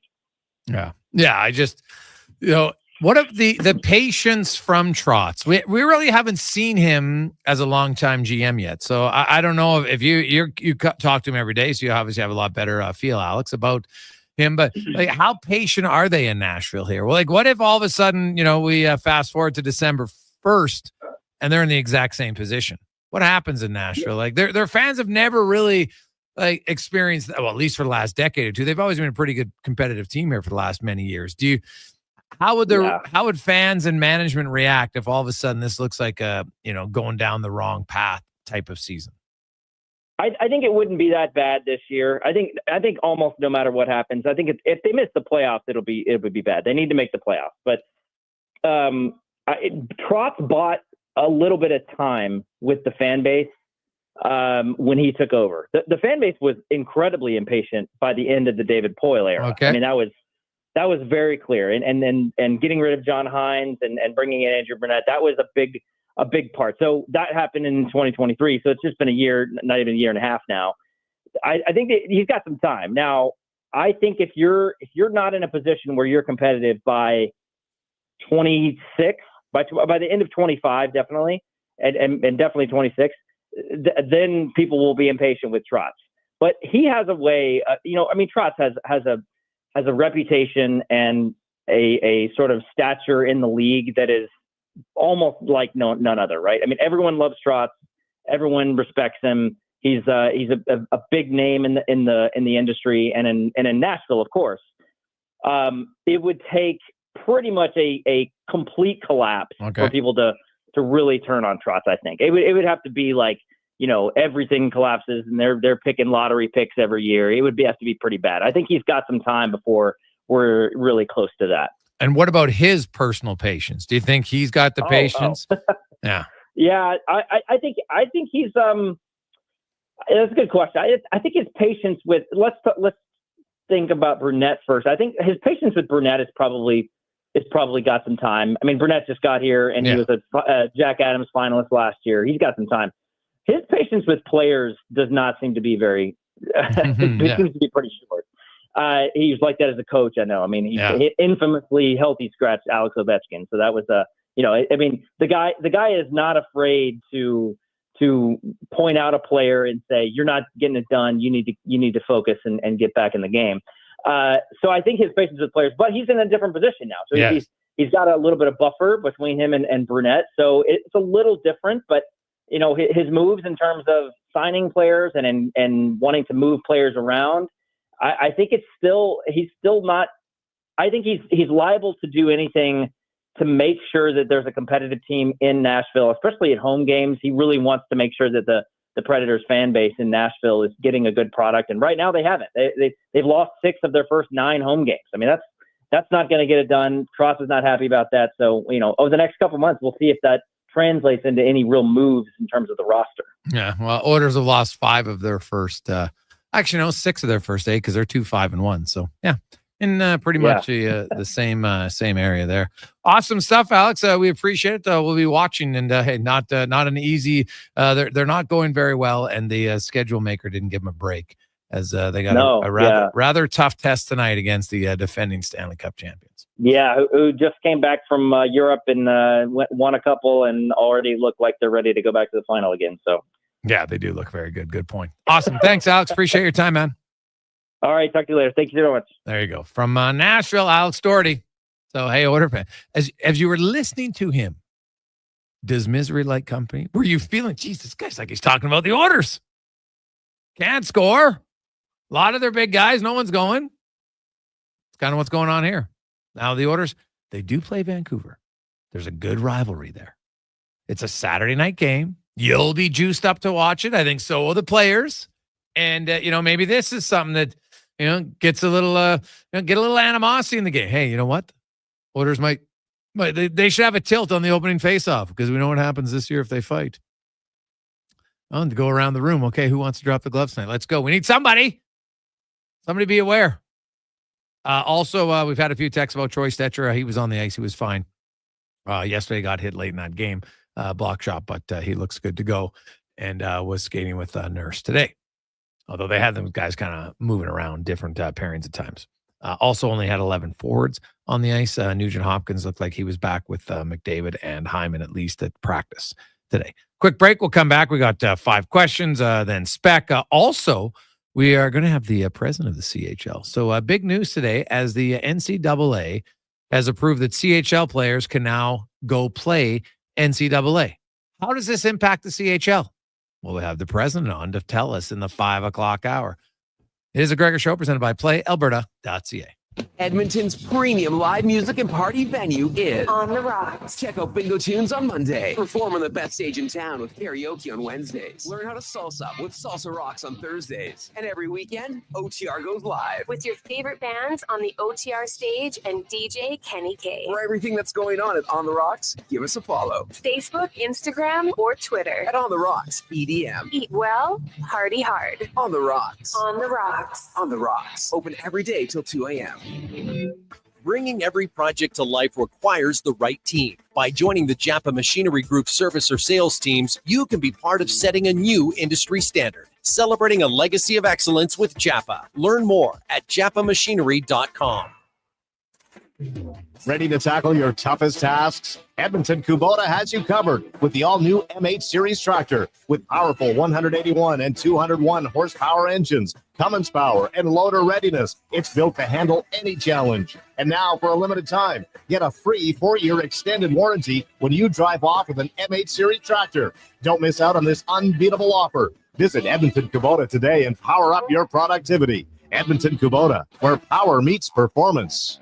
Get early access to real Black Friday prices now at The Brick. Save up to 65% off select sofas when you buy the matching Love Seater chair. Up to 25% off bedroom and dining furniture. Plus, save up to $700 off a big screen TV. And get free shipping on TVs over 50 inches. Find 40% off mattresses and next day delivery on in-stock beds. Plus, save 3 times the tax when you buy 2 or more Samsung major kitchen appliances. Find a lower price before the end of the year, and The Brick will refund the difference. Some exclusions apply. See in-store for details. Ain't it beautiful? The inventory is unprecedented. Volvo Cars Edmonton is proud to boast an amazing selection of in-stock Volvo XC40s, 60s, and 90s. Visit Volvo Cars Edmonton today and experience the exemplary service you've come to expect and the affordable luxury only found with Volvo Cars Edmonton, Canada's only 12-time Volvo Excellence Award winners. Experience the difference. Volvo of Edmonton. You got a go-to coffee spot, a trusted barber, even a lucky game day jersey. But when it's about looking your absolute best, there's only one name you need. Mr. Dirk. Family run since 1939. We're experts in crafting impeccable tailor-made suits and offering a wide variety of everyday styles. Pair that with personalized one-on-one fittings and the convenience of on-site tailoring. Mr. Dirk, elevate your style game. Visit our Edmonton store or explore MrDirk.com. Score big on style with Mr. Dirk. Your furnace is dead. It's time to replace it before winter crushes you. Legacy Heating and Cooling is practically there already. Yeah, we're working in your basement. Doing a replacement. The work is so earnestly building your legacy. With no payments and no interest for 1 year, you gotta call Legacy. Replacing your dying furnace before it's too late, that's how you build your legacy. Legacy Heating and Cooling.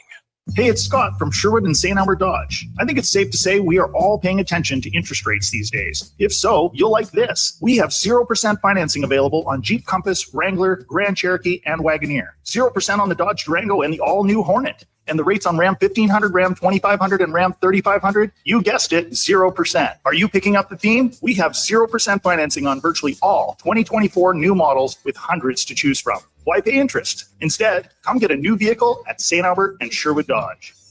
Iron Mike Tyson, Jake Paul. Catch the most anticipated battle of the year right here. The venue at River Cree Resort and Casino. Don't miss the Tyson versus Paul boxing launch party. Friday, November 15th. The biggest screens in the city. For $25, enjoy an all-you-can-eat buffet. Plus, drink features and great prizes. Doors open at 5 p.m. Action starts at 6 p.m. Tickets are limited, so get yours now at rivercreeresort.com. River Cree Resort and Casino. Excitement. Bet on it. The hip, hop, you don't stop. Rock it out, baby, bubba to the boogity bang bang, the boogie to the boogity beat. Now what you hear is not a test. I'm rapping to the beat, and me, the groove, and my friends are.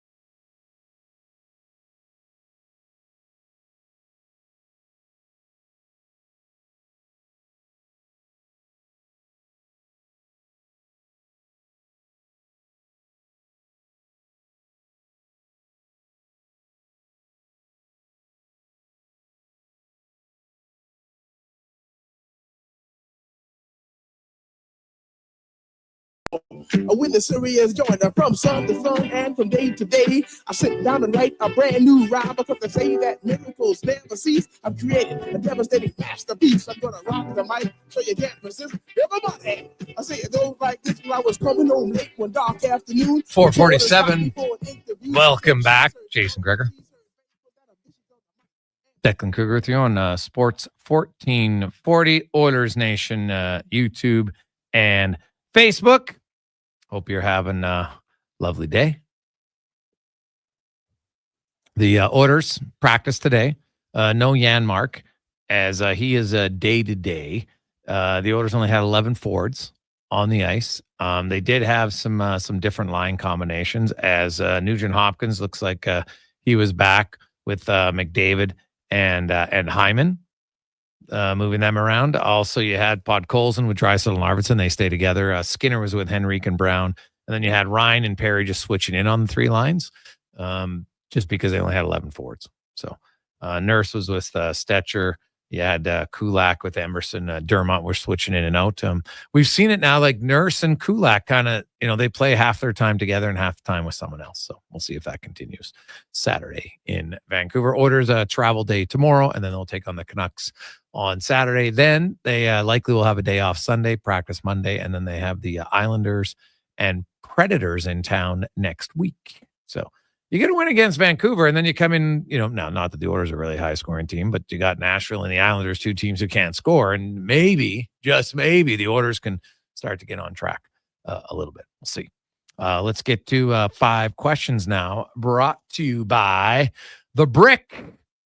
You can save 3 times the tax when you buy 2 or more Samsung major kitchen appliances right now. Also, 40% off mattresses with next day delivery on in-stock beds at The Brick and thebrick.com. It's time for 5 questions on the Jason Gregor Show. All right. Question number 1. How would you sum up Ryan Nugent-Hopkins' season so far in 1 sentence or less? It has been underwhelming through 14 games. Underwhelming might be an understatement. Underwhelming, since this is all 1 sentence, is the roller coaster going down on his career, period. That's what I would say. Question number 2, 1 from now on December 7th, the Oilers' record will be what? So they have 13 games in the next 30 days. Is that right? Yes, I believe so. So they, and if I look at their sched, I don't know, probably. So that would be 27 games for the Oilers. I'll say because the Islanders, Toronto, they don't win. Montreal, they shouldn't win. Blue break. I will say they go 1, 2, 3, 4, 5, 6, 7, 8, 9, 10. They will win out of those 13. They will go 7, 5, and 1. I like it. Question number 3. Sherwood Park native Chuba Hubbard just signed a 4-year, $33 million contract extension with the Panthers. Connor's championed this a little bit, but when it comes to his career, would you have liked to see him potentially go to a ball club that's a little more competitive, or do you think this is the right spot for him? Oh, it's a right, man. NFL is hard. Yep.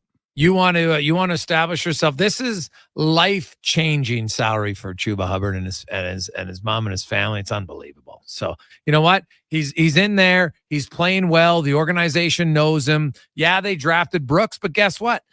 You know what? I don't think Brooks is going to come in and be an every down back, especially not with what they paid Chuba Hubbard. I think if anything, this just shows Brooks, hey, what? We're going to be a split team here. But this is huge money for him. If you would have asked me at the start of the season if Chuba Hubbard would have signed a 4-year, $33 million contract, people would be like, what?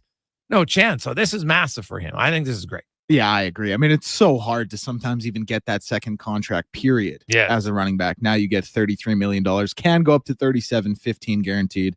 Totally agree with you. Question number 4. The NCAA Division I Council has voted to allow the CHL players to be eligible for Division I college hockey starting next season. We're obviously going to speak more about this the next hour with CHL President Dan McKenzie. But in your estimation, what does this mean for both leagues? Well, I'm not sure it's going to impact the CHL as much as people think. I do wonder if we see the CHL, because could you possibly see, instead of guys going back to CHL at 20, will they then go NCAA? Right. So there's that option. Right. And because there's always some guys who are 20 years old who end up, they go to junior A and they're aged out anyway. So I'm not sold that it's going to change that much. Do I think we're going to see a young hotshot player in the CHL leave to go to NCAA? Why? Like, why would he get drafted out of the CHL and then have him and say, well, you know what?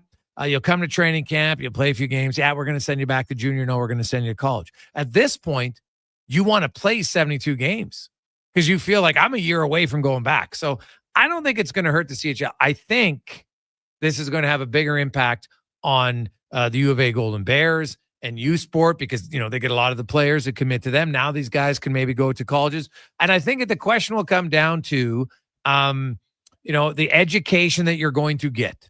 And do they think, because right now, NCAA, what it's done better is they've convinced people that NCAA free agents are closer NHL players than U Sport. And that's just not the case. But they get contracts where the U Sport guys get two-way deals. So I think, this might force U Sport to have to become a little bit more competitive. And maybe that's not a bad thing. And finally, question number 5. This is the big one. How long would it take with no one in the world sneezing for you to notice? What? Because I'm really showing my age here, but I saw this on a TikTok like a few months ago, and I still don't know what my answer would be. Like, I honestly think the answer might be never.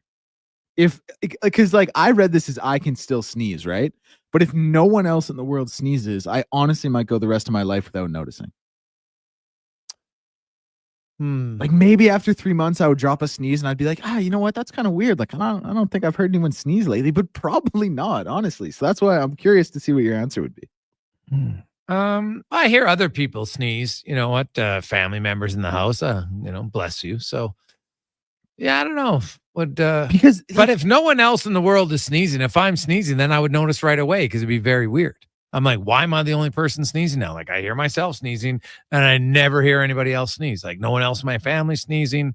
So I think if that was, I read it as no one sneezing, then it would probably take me we can do that too. Yeah, we can if suddenly we are a sneeze-free society. Because I think that's weirder. I think I'd be like, I haven't sneezed in a while. But I think if I'm still sneezing semi-consistently or semi-regularly, but no one else is, like, that's weirder to me. Because honestly, how often with your wife or son do you really take notice of them sneezing? Like, it can't be that much, right? Well, every time they sneeze, if I'm in the house, I notice it. You hear it. Like, it's very It's very obvious, right? I guess. Yeah. No, it's pretty noticeable when someone sneezes. Okay. I don't love sneezing. I don't see the benefit of it. I know what they say, they can clear things out. I get all that. But to me, I would say probably 2 weeks, and I would know, if not before then. I think that's a fair answer. I think most people would probably be in your camp. I think I might be on the longer end of things. It's a very weird question, I have to say.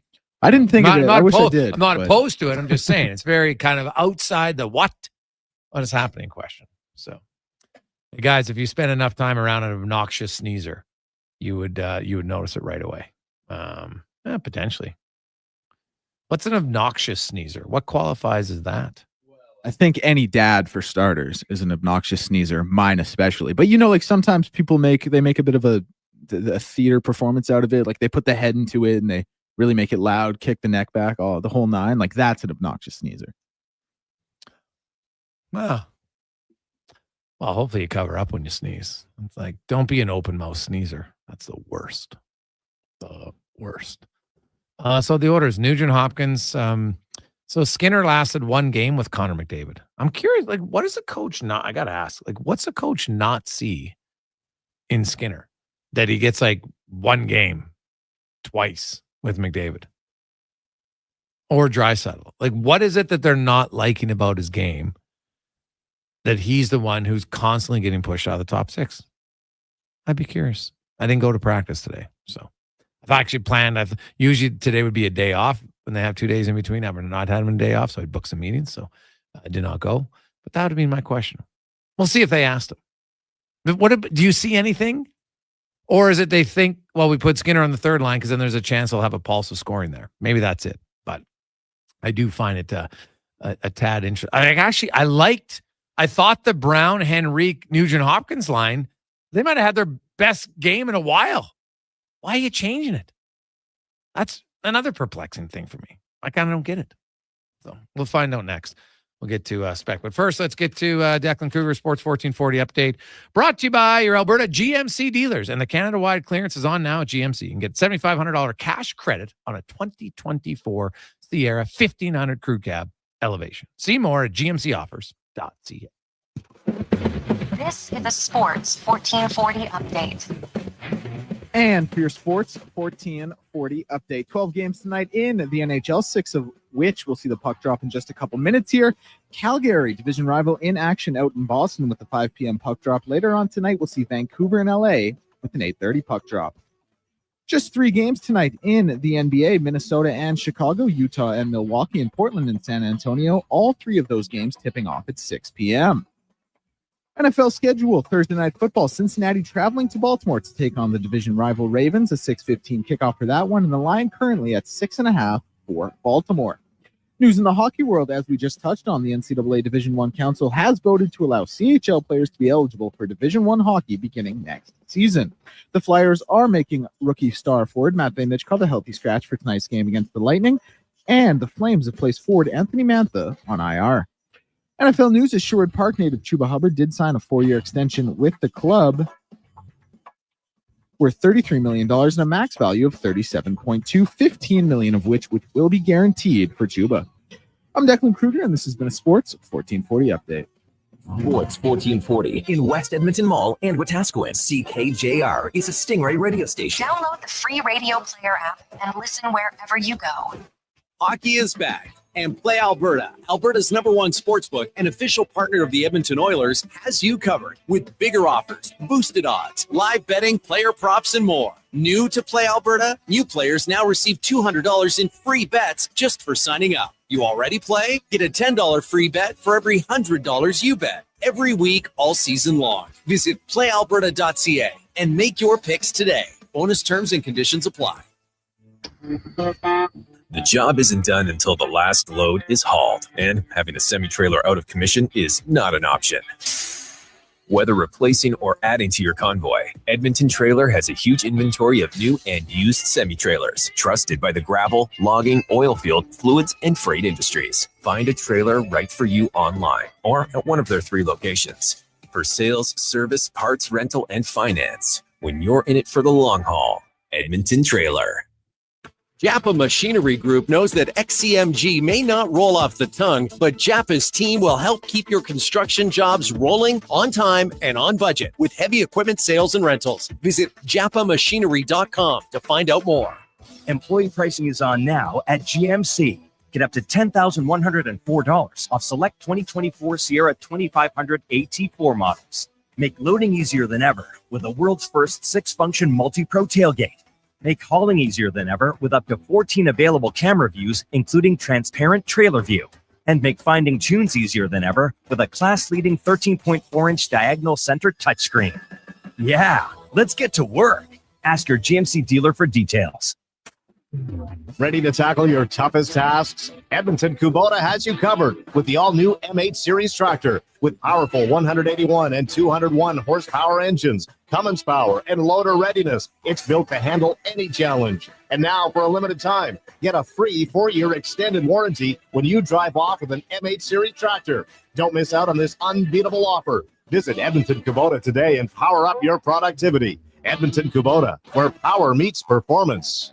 Get early access to real Black Friday prices now at The Brick. Save up to 65% off select sofas when you buy the matching love seater chair. Up to 25% off bedroom and dining furniture. Plus, save up to $700 off a big screen TV and get free shipping on TVs over 50 inches. Find 40% off mattresses and next day delivery on in-stock beds. Plus, save 3 times the tax when you buy 2 or more Samsung major kitchen appliances. Find a lower price before the end of the year, and The Brick will refund the difference. Some exclusions apply. See in store for details.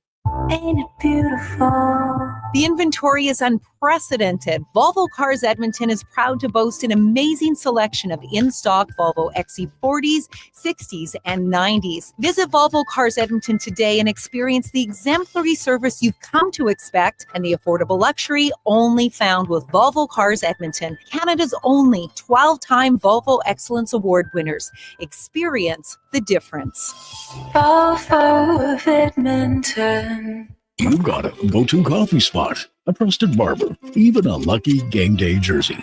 But when it's about looking your absolute best, there's only one name you need. Mr. Dirk. Family run since 1939, we're experts in crafting impeccable tailor-made suits and offering a wide variety of everyday styles. Pair that with personalized one-on-one fittings and the convenience of on-site tailoring. Mr. Dirk elevates your style game. Visit our Edmonton store or explore MrDirk.com. Score big on style with Mr. Dirk.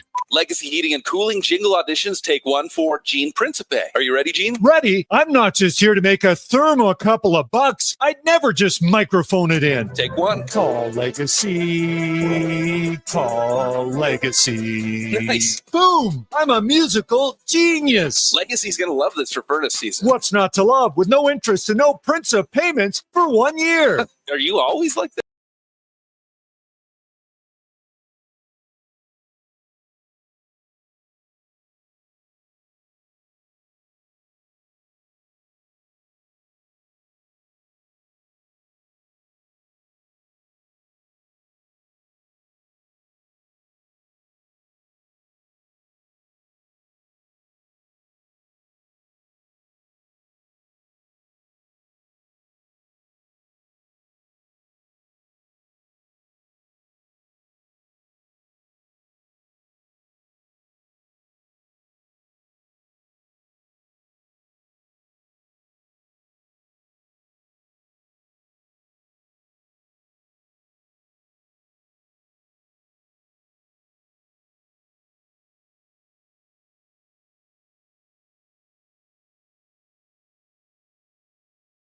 Tomorrow I'll be gone safe tonight.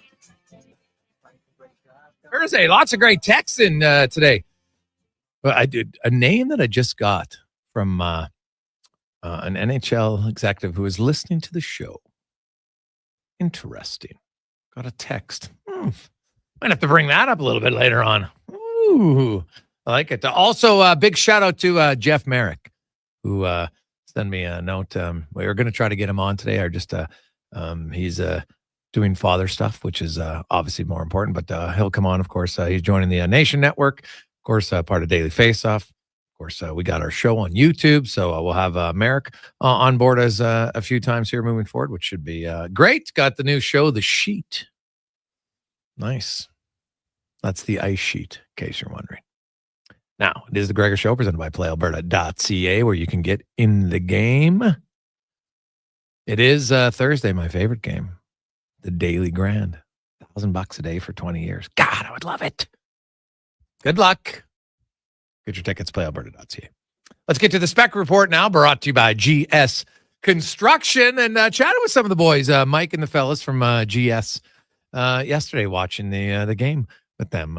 Good times. And you know what? They are super busy right now. And they were talking about just, how the advancements in safety and everything on location. And so always a top priority, safety first at GS Construction, as we welcome in Mark Spector. And Spec, I wasn't there today, so I don't know if anybody asked or not, but I actually thought the Henrique, Nugent, Hopkins, Brown line was pretty decent together. And we haven't really got a sniff from any sort of third line yet today. Nugent Hopkins is back with McDavid. Why?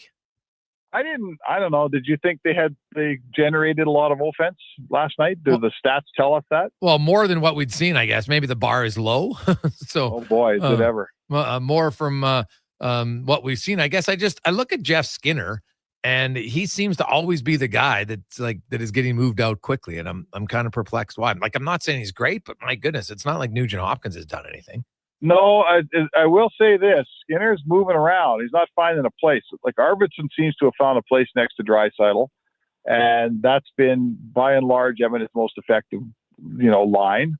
Arvidsson and Draisaitl, I think we could say they're starting to find, you can see they're moving the puck. They find a little chemistry. Arvidsson really should have scored that goal last night. They made a really nice play with Podkolzin. But McDavid and Hyman are always going to work well together. But whoever's on the left side, Nuge hasn't been getting it done this year. Skinner has not impressed on the left side. Podkolzin took his job from Skinner's place next to Draisaitl, and he's been better. Skinner's yet to make a footprint here, and ultimately replaced again by Nugent Hopkins. And you're right, replaced by a Ryan Nugent Hopkins who hasn't got much done this year. So they're searching for it, man. They're trying to find guys who can, to get something done. And those two left wingers we're still tapping our foot waiting for both those guys, in my opinion. Dude, I'm waiting for 97. Everybody's scared us. 97 has not been good enough.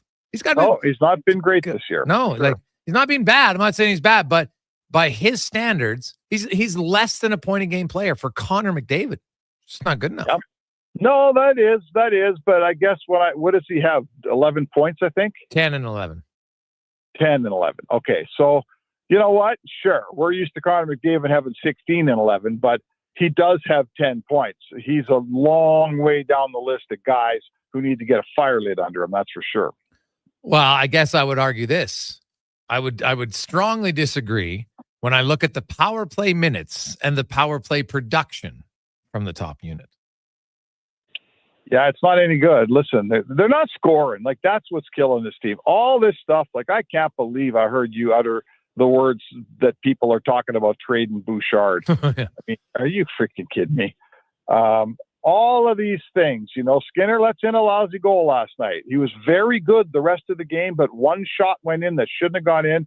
If this team scores the way it's supposed to score, we're not talking about Skinner. We're probably not talking about the Bouchard, who's been awful for 90% of the minutes he's played this year. Ekholm makes such a soft play on Barbashev in the winter last night. When does Ekholm make a soft play? My God, he's one of the hardest, best defenders we've had in this city in ages. But not last night. On that last minute, he was soft. We're not talking about any of this stuff if this team just scores somewhere where it's supposed to score. They can't get past 2 a night, Jay. And 2 is not enough. You said it the other day. You win 9% of the games when you score 2. You can't get by on 2, and that's all they're giving you these days. Yeah, and it's consistent. And now it's 14 games.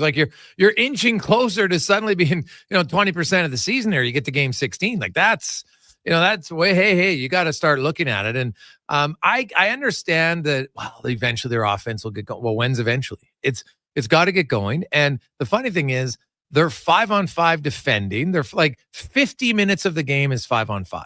50 minutes, and the Edmonton Oilers in those 50 minutes. Their goals against per 60 is 12th. Their save percentage is 13th. Not great, but in the top half, their offense is dreadful, right? Like we're talking Anaheim Ducks, Nashville Predators, New York Islanders, Edmonton Oilers, 5-on-5. And it's their forwards. Like their forward spec have the second fewest goals in the NHL amongst forwards. Right. That's it, man. There's guys that get paid to score. The big boys, they're not scoring enough. And, the support guys, like, Hyman, I've said it before, I'll say it again. I give him credit for being around the net and having a million chances, but at some point here, you got to convert. Those have to turn into goals here. Your best offensive defenseman has been horrid in Bouchard. He is not helping. And, support guys like Henrique and Brown. Brown's got 1 point, right? We gave Brown a lot of slack last year. I gave him a half a season before I said a negative word about it because of his ACL. Well, we're 14 games in, and I'm not sure if he plays for this team yet. So there's a guy, 28's got to pick it up, man. 19 and Henrique's, nothing better than okay. And the fourth line, they do what a fourth line does, but we're not sitting around waiting for Perry and Ryan to carry this team offensively. When we're looking for goals, I'm not talking about the fourth line. There's so much talent on the top three lines here. It's those guys who got to start getting the job done. Yeah, no question about it. Mark Spector joins us on Sports 1440, Oilers Nation, YouTube, and Facebook. Hyman does have 3 goals in the last 4 games, so at least he looks like he's coming out of his funk. But there's lots of other guys that haven't. The thing was, I actually liked for 55 minutes, maybe 52, because I thought Vegas kind of took over a little bit late. But I thought that was a really competitive game, back and forth. Edmonton was right there, and then. You know what? Obviously, the shorthanded goal, the power play goal, I would like a stop there, no question. But you're still in the game. You know what? You look like you're going to overtime, and then, that soft play although I watched that replay a few times. Like, to me, there's where the other guys, like, everybody just assumed, like you said, well, Ekholm, he's going in there, we'll be fine. And they all stop skating. And you're not going to win every puck battle all the time. No one does. And so I don't blame Ekholm as much as I blame the other guys who are just standing around. It's a 4-on-2 in defensive zone, and you leave the guy wide open. It was terrible. And, everybody, Bouchard seems to have mastered the role of finding a place to stand where he can't help anybody. And that's where he was on that last goal. He wasn't helping anybody. But no, I mean, listen, I'm not sure I've criticized Matthias Ekholm since the day he showed up here, because that's how good he's been. He's earned a few mistakes. This guy, he's a super stud, fantastic player. It was just so uncharacteristic. In that play, Barbashev is either pinned to the boards or on his rear end when Matthias Ekholm goes in to check him with 50 seconds left in a hockey game. And, as is going on for the Oilers, Matthias Ekholm didn't do what Matthias Ekholm usually does. That player spun off him and had all day to make a play. Yeah, lots of guys should have covered Hanifin, but I'm here to tell you, Matthias Ekholm's job is to erase Barbashev on that play, and he did not do so. Nurse and Kulak. I thought both had solid games last night for the Oilers, and we're seeing Kulak a little bit more on the right side. I can't remember the last time I saw a defenseman deflect a point shot from his partner in the high slot. That was pretty awesome. But maybe the first time in my career I've ever seen that, Jason. It was crazy. Like, and power play maybe, but not on 5-on-5. And you know what? They've switched them around a little bit, and it's worked. I wonder if this is one where we start to see more of it, and they maybe change their focus to find a left shot defenseman.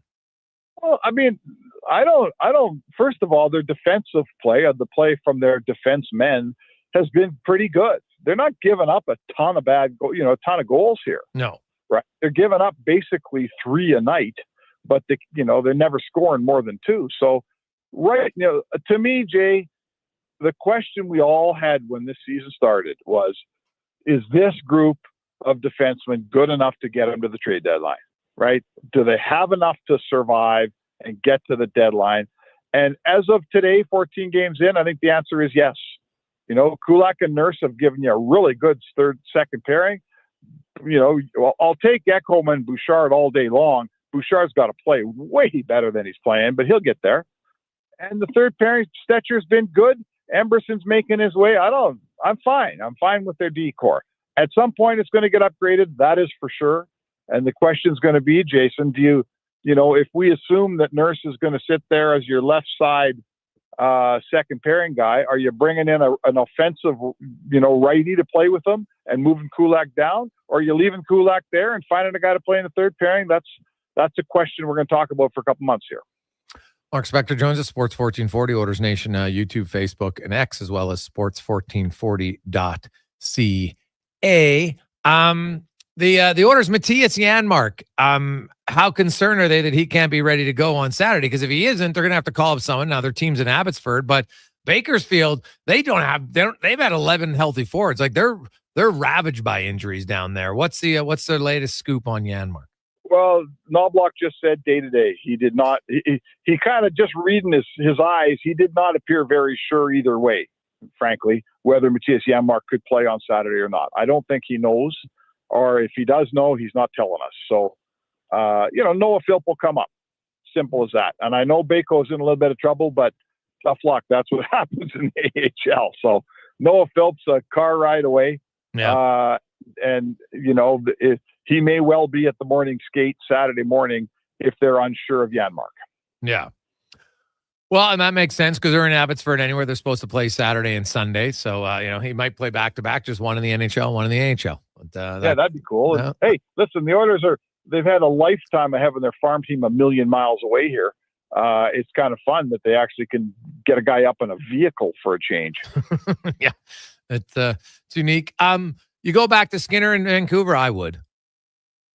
Yeah, I'm going back to Skinner. I don't, it's weird with the goalie. Like, no, I don't like his game when he lets in a soft goal that really is a crushing goal. You can't walk away from that game and say, I love Skinner's game. But I thought the rest of the game, he was fantastic. Yeah. It's got to, no one likes a goalie that lets a soft goal in every night. And we've seen him. Remember Koskinen, how good he could be? And every night it seemed like something got in that shouldn't get in. And that's crippling. And I don't think Skinner's going to be that guy long term, but he is that guy right now. And no one loves that. I'm not here to tell you that's good. But I think you stick with him and you give him a chance to make that one save that he didn't make against Vegas, because the rest of the game against Vegas, I thought he was fantastic. Well, yeah. And here's the other thing. So he doesn't make one save. The rest of the game, he plays great. You got a bunch of forwards who never finish anything and they don't get sat. So to me, it's a no-brainer. Like, I'm going back to Skinner all day long, and I'm not even thinking twice about it if I'm the coach. Score 4, right? Score 4. Hell, score 3. Yeah, or score 3, but score 4, and it makes it when he lets that goal in from Hannafin, it makes it a 4-2 game. Big deal. It's 4-2 in the third period. You're right. We're picking this team apart every way we can, because the guys that get paid to score aren't scoring. That's where the change has to come there, or it doesn't matter what everybody else does. Oh, it's totally true. I've been saying that for weeks now. Hey, this is an offensive issue, and until you get scoring, it's hard. And you know what? Sure, I would like Skinner to make a few more saves, no question. More so on the penalty kill than 5-on-5, to be honest. The 5-on-5 numbers are actually fine overall. So to me, if they can get some improvement there, it would work. What about McDavid to you, Spec? Like, I know he came back from the injury. It's his first game, but he hasn't looked McDavid like all year long. I can't remember a game where I left thinking, oh my goodness, McDavid was just dominant tonight, which is normally what you would say every 3 or 4 games. Yeah, every third or fourth game, you walk out of the rink just shaking your head. And no, you're right. To me, it's the flashes of speed generally through the neutral zone. Like, it's that moment where he gathers a puck at his blue line and you can hear the buzz in the crowd. We've all seen it. Everyone listening to the show knows exactly what I'm talking about. Yep. And he gathers that puck at his blue line and he starts cooking over center, and you just go, oh boy, what's going to happen next? That to me, there's that moment, and then there's the moment coming off the sidewall. He's got a spin move that he brings out every once in a while that turns a defenseman inside out, and now he's walking in on a goalie. I haven't seen that very often. Those, to me, are 2 signature plays for McDavid that have not been prevalent. What does it mean? Does it mean he's hurt? I don't know. Does it mean, it's kind of funny, Jay. I said this to Draisaitl. I got a lousy answer in the scrum today, but it's like this team knows how much it needs in reserve to go down through a stretch run and through the playoffs and to the Stanley Cup. They've done it now. They know how much it takes. And it's almost like they're rationing their energy right now to try to have a lot more for when the chips are down later in the season. It's like you know what I'm saying? It's like they're only trying as hard as they think they have to, but they're struggling with it. They're not, you know, it's like a really good golfer, Jay, can take a 3/4 swing and hit a good ball. I'm a crappy golfer. I can't hit a decent shot with a 3/4 swing. I got to have a full swing. And the Oilers, to me, are trying to get through games with a 3/4 swing here. They're rationing their effort, and they're not figuring out how to do it. It's not succeeding. But that's how I see it. It's kind of weird. Maybe I'm full of garbage, but that's how I see it. Yeah, it's just when they consistently are out shooting everybody. That's why I don't really buy, I get the theory that they're slower, but they look slower because they're fastest player. All you got to do is go to NHL Edge and look at McDavid's speed this year to last. That's really where the slowness comes from. Not everybody else, to be honest, because he's so fast that you see it all the time. You're like, oh my God, they're fast. But I watched that game last night. Vegas wasn't beating Edmonton to loose pucks all over the ice. Not even close. So I don't buy this Edmonton slower factor. They're slower right now because their best player, who's dominant, is the one who's actually slower, which is weird. It is weird. Why is Connor McDavid slower? I don't have a clue. No, me neither. Don't ask me. And again, I'm that guy. I've always said it. Any sentence that starts with, I don't think Connor McDavid will, or I don't think Connor McDavid can, is a sentence that's going to make you look stupid in a couple of weeks. So you won't catch me doubting that Connor McDavid is going to turn back into Connor McDavid here. You won't catch me saying it. He's always done it. No one in the game delivers like Connor McDavid. Listen, it's just a fact. It'll be there from Connor McDavid. Why? Because it's always there from Connor McDavid. No, it's fair. It's totally, I don't discount that, but it doesn't mean I can't point out that just looking at the NHL Edge numbers, that's where the difference is. So yeah, it's true. Spec, have a good one. All right, partner, heading to Vancouver tomorrow. I'll talk to Brandon. I don't think I'm on a plane, but I might be. Let me figure that out. Oh, well, you figured out, Spec. Okay. All right. See ya. Bye. That's Mark Spector, the Spec Report, brought to you by GS Construction. When we come back, the president of the Canadian Hockey League, big news in NCAA today is that they will allow CHL players. How much of an impact is it truly going to be? Because obviously they've known about this. It's being discussed. They probably have a plan. We'll find out what it is next on the Jason Gregor Show on Sports 1440, Oilers Nation, YouTube, and Facebook, presented by PlayAlberta.ca. The Canada-wide clearance is on at GMC. Get a $7,500 cash credit on 2024 Sierra 1500 Crew Cab elevation models. With Sierra's 13.4-inch diagonal premium GMC infotainment system with Google built-in compatibility, available off-road package with hill descent control, plus an available 3-liter Duramax diesel engine. You can take the road less traveled and try new things, like fishing or whitewater rafting. I should have gone fishing. Ask your GMC dealer for details. Silent Rides is one of Alberta's premier bus charter companies with state-of-the-art motor coaches. We provide our customers with the safest and most reliable ground transportation. Our seatbelt-equipped buses have become the preferred carrier for many local sports teams, tours, corporate outings, and other various travel across Western Canada. For more information and to request a quote, contact Ted Nakamura at 780-940-0880. or visit silentrides.ca. I have a startling fact. Prostate cancer affects 1 in 6 Alberta men. This could be your brother, son, father, grandfather, or friend. This November, through our Keep It in Alberta campaign, we're raising money to build a new man van, bringing free, life-saving prostate cancer testing directly to Alberta men. Thanks to our partner, the Agate Foundation, every donation will be matched up to $350,000, doubling your impact. Be part of the fight to eliminate advanced prostate cancer. Visit keepitinalberta.ca to donate today. Get early access to real Black Friday prices now at The Brick. Save up to 65% off select sofas when you buy the matching love seat or chair. Up to 25% off bedroom and dining room furniture. Plus, save up to $700 off a big screen TV and get free shipping on TVs over 50 inches. Find 40% off mattresses and next day delivery on in-stock beds. Plus, save 3 times the tax when you buy 2 or more Samsung major kitchen appliances. Find a lower price before the end of the year and The Brick will refund the difference. Some exclusions apply. See in store for details. oodle noodle origin. In 1864, Francis Oodle took over his dying father's business as a leatherman. He was quite proficient, but his heart was never truly in the trade. After his father's death, Oodle met a cocksure young man named Vladimir Nudell, who was a trailblazer in the popular new art of food boxes. They formed a partnership and aimed to ply their trade in the New World. At Ellis Island, Nudell was renamed David Noodle, and henceforth, the franchise has been known as Oodle Noodle.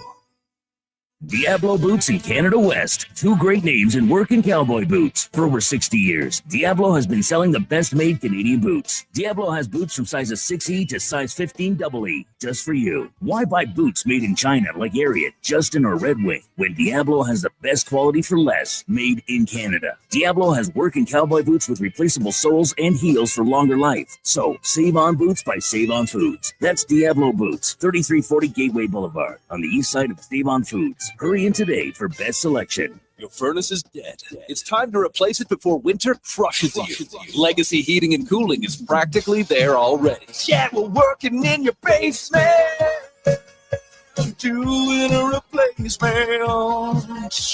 The work is so earnestly building your legacy. With no payments and no interest for 1 year, you gotta call Legacy. Replacing your dying furnace before it's too late, that's how you build your legacy. Legacy Heating and Cooling.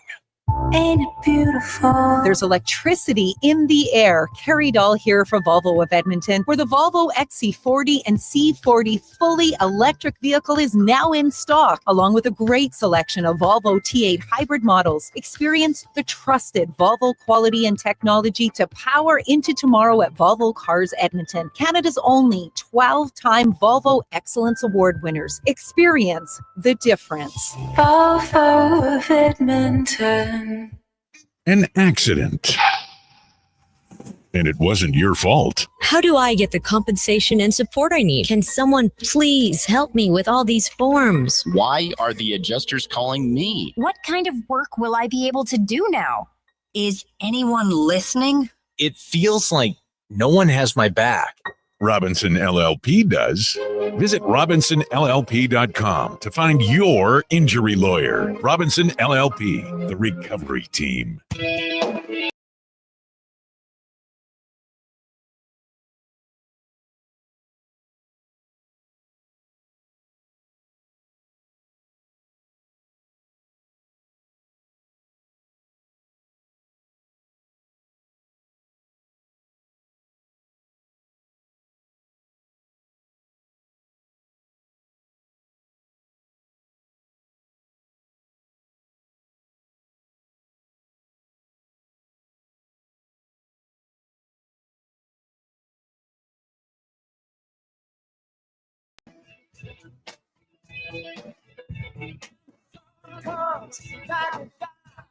Jason Gregor, Declan Cougar, as we roll through Thursday afternoon, Sports 1440, Oilers Nation, YouTube, and Facebook. Host of games already underway. And the pain is getting a little bit deeper early on. The Predators down 2-0 in Florida. They've been outshot 9-2 halfway through the first period. Not good. Flames and Bruins each scored in the first 2 minutes and 20 seconds. They are tied at 1. Islanders, Senators, no score. The Sabres get a goal from their captain, Rasmus Dahlin. They lead the Rangers 1-0. And Jesper Bratt has scored for the Devils. They're over the Canadians. And the Hurricanes, maybe no big surprise there. But Jordan Martinook, local boy, has a goal as they lead the Penguins 2-0. Man, the Hurricanes are rolling, shall we say. Rolling. Now, let's talk a little hockey. We get to our hockey report brought to you by Volvo Cars Edmonton. They are the number one Volvo dealership in Canada. Why? Because they are big on service. Got great vehicles, sure, but it's the service that sets them apart. VolvoCarsEdmonton.com. As we are joined by the president of the CHL, Dan McKenzie. Dan, welcome to the show, my man. How you doing? I'm good. Thanks for having me, Jason. Hey, I appreciate it. So, Dan, today, now this is not a surprise. I mean, talked about for a lot that NCAA CHL players are finally eligible to play there. We could argue for the longest time they probably should have been anyway. But my vantage point, and you know way more than I do, I look at them, I'm not sure this is going to have a huge impact on your everyday to day for the league. There might be some, but having studied all the numbers, how do you see how this impacts your league personally, or leagues up? Well, I think firstly, I think it's a win for choice for players and for their families. I mean, it was always strange that a player, when they're 15 years old, had to figure out where they're going to university, right? And what those options would look like. So I think the ability to continue to develop, in Canada for some players, to continue to develop in what's widely regarded as the best league in the world for players when you're 16, 17, 18, 19 year olds, with the CHL. I think that's a really big win for the player, which we are really supportive of. I think for the players that are in the CHL right now, it's great as well, because it gives them some more options, right? So coming into the CHL, they knew they weren't going to have NCAA eligibility. Well, now they're going to have that. So I think it gives them some more options. And I think because of our status as as the best development league in the world, I mean, I think almost half of the first round of the NHL draft last year were CHL players. Almost half of the NHL has CHL history. I think we're going to be pretty well positioned to continue to attract the best players, not just in Canada, but from around the world, to come into our league. And so I think overall it's going to have a pretty positive impact. No one really knows exactly what's going to happen. I mean, it was made official today, and there's been lots of people who've speculated on what's going to happen in terms of player movement, but we're not really going to know until we get through this for a few years and see what happens. Yeah, and sometimes, something new and shiny, people are like, oh, there's going to be massive change. And maybe it is early on, and then it evens itself out. But this is probably not a huge surprise to you, Dan. Like, I don't think you guys woke up today and was like, what? I can't believe we never heard about this. It's been in discussions for quite some time. So what is there anything that you would look for your league that says, hey, maybe we got to look within and we're going to do something a little bit different to benefit our players and our league specifically? Well, I think what's going to happen is, to your point, it has been rumored for a while. People have been preparing. Our teams have been preparing, as well as other teams around North America, whether they be NCAA or, some of the other junior leagues. I think for us, probably the biggest change in philosophy is going to be able to begin to service NCAA schools who want to come and scout and talk to our players. And so we're starting to have those discussions in terms of what that looks like. And we haven't put formal plans in place yet, but they're not going to take too long before they get up and running around things like what's the process for a scout from North Dakota who wants to come into a WHL building and meet a GM and talk to a player.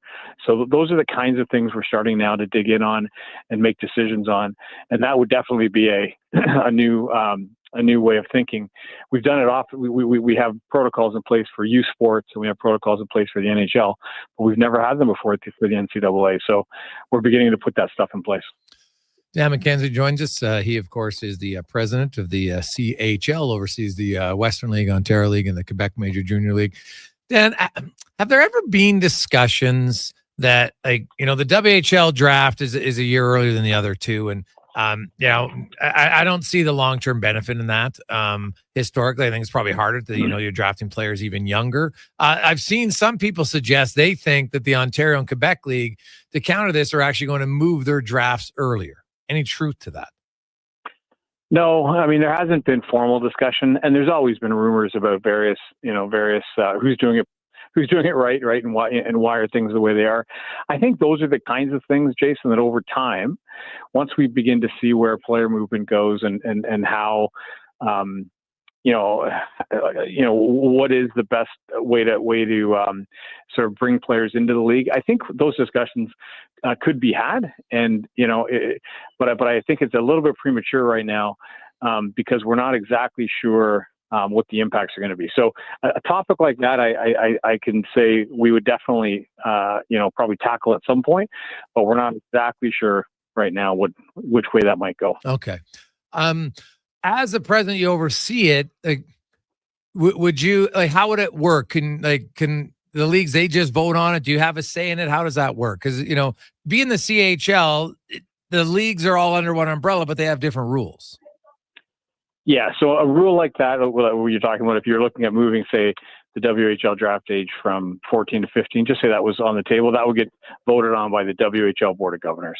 Okay. Now they would study probably the data from the OHL and the Q, but in terms of making that decision, it would be done at the league level through the league's Board of Governors. Dan, you've been at the helm now since 2019. You had to go through COVID. Obviously, it was something that's difficult to prepare for. So now that you've come out on the other side, do you see anything in the league that you in a perfect world, is there anything you would like to see change that goes better moving forward? Well, I think this change that came out today is a massive change to the system. So I think, our ability to adapt to this and what it means is going to be critical. We actually had a meeting for the first time in about 25 years, about 2 weeks ago, with all of the owners from the CHL, who all the members of the CHL got together in Toronto, and we had a meeting about the future and what that looks like in terms of what are some of the things that we should be thinking about, whether it be, creating some new national events, whether it be, let's talk about branding, let's talk about, player development. There's a variety of topics we covered. This topic, the NCAA topic, was something we talked about as well. And so I think right now we're in a bit of a position. We have 3 new commissioners at each of the 3 member leagues. I would still, even though it's been 5 years, I think I kind of view the first couple of years as COVID years. So I still feel pretty new. Okay. I think there's still a lot of opportunity ahead of us in terms of how we want to go forward. And so we're just in the process right now of determining, which of those things we're going to dig in on. And, but I think the future is pretty bright. And I think this announcement today is definitely a net positive.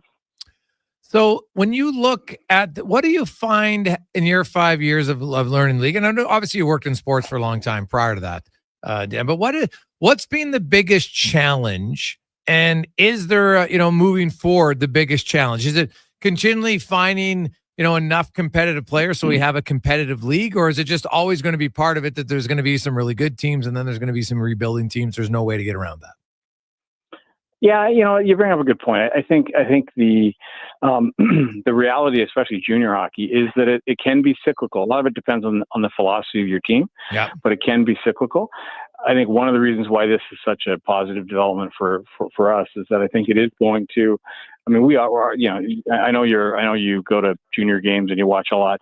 I mean, the caliber of play is outstanding, but I think it's going to continue to rise with this change. And I think there's going to be a lot of kids who are going to now, who never, in the past would have considered playing in the CHL, especially if in some American centers, who are now going to look at it and say, I want to play against the best. And our league has the best players. So I think that it's going to really take a high level of play and make it higher. And I think that that's going to be, I think, for us, something exciting to build on. So safe to say you feel like you may be able to attract some of the better, younger American players. I think, again, without knowing exactly how it's going to go, I think that would be something that would be something that we think we're going to be able to do. Correct. And so will that change the rules at all for the American draft that you guys have? It might. It could. It's interesting. I don't know if you're aware, the Quebec League this year did away with their U.S. draft, and they just integrated American players into their regular draft. So that might be something that we consider. Who knows? But I think that there's going to be a lot of things that are on the table that that may not have been prior to this ruling. Now, what was their reasoning for why they felt like that was the right time to make that change? Because that's a pretty substantial change. Yeah, you know what? It is, but each league is different. And so I know the American draft is a significant intake opportunity for clubs in the WHL for high end talent. I think in the Q, the reality of their ability to attract players into their league from the northeastern U.S. isn't as significant as it is in the West. So again, each of the, when you asked before about what I learned about being in this role, one of the real strengths of the CHL and one of the unique aspects to it is that each of the leagues is so different in terms of the way they operate. And you realize when you have 60 teams, we have teams in 6 in the northeast or northwest U.S. We've got we've got teams in Quebec. We've got 12 teams in Quebec. There's 6 in the Maritimes. It's a very, very unique league, and not everything operates the same, and the issues aren't the same as you go across the league. So for them, they felt that was the right move, and I think that in the dub, those kinds of decisions will be the kinds of decisions that get brought forward, and the folks in the dub will make the right decision for them. Dan, really appreciate you taking time today. Thanks so much for that, and we'll talk to you again soon. Have a great day. Great. Thanks, Jason. Appreciate it. There you go. That's Dan McKenzie, president of the CHL. Really enjoyed that interview. Some good stuff. Now, it does make sense if Quebec, because I didn't remember there being a lot of American players there anyway, so I can understand that. Now, the OHL and the WHL very different because they have way more American teams, right? So that obviously plays a factor. And I think with this rule change, you're going to see some, because right now, usually a lot of the top American players, they always want to go to the U.S. development program. Works out well. But now you're going to have other options. And options is always good. And so this is, they might, because especially those American-based teams, right? Now, but you'll have a potential, not a massive influx of way more American players. I don't think anyway. I hope not, right? Some is great. But you want, I'm a big believer, you want a lot of the Canadian kids, it's the CHL. That's just what it is. You got the USHL. What's the majority of their players? American. Right? So at times, there's nothing wrong with having a little bit of a nationalistic look at things at all. So, you know what? You got all your associations, you got all the kids playing here. You want them to develop. You want them to get opportunities for sure. We'll come back. Lots of texts coming in on that conversation because many of you might have sons who in the future potentially could be going to play in the CHL, WHL for the Oil Kings, etc. We'll find out. We'll return. Jason Gregor Show. Declan Kruger on Sports 1440, Oilers Nation, YouTube, Facebook, and X, presented by PlayAlberta.ca.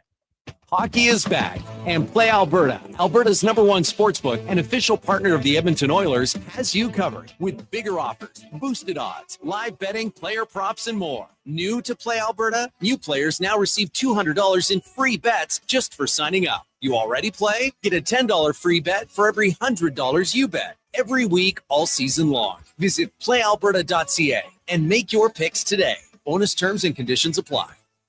The Canada-wide clearance is on at GMC. Get a $7,500 cash credit on 2024 Sierra 1500 Crew Cab Elevation models. With Sierra's 13.4-inch diagonal premium GMC infotainment system with Google built-in compatibility, available off-road package with hill descent control, plus an available 3-liter Duramax diesel engine, you can take the road less traveled and try new things, like fishing or whitewater rafting. I should have gone fishing. Ask your GMC dealer for details.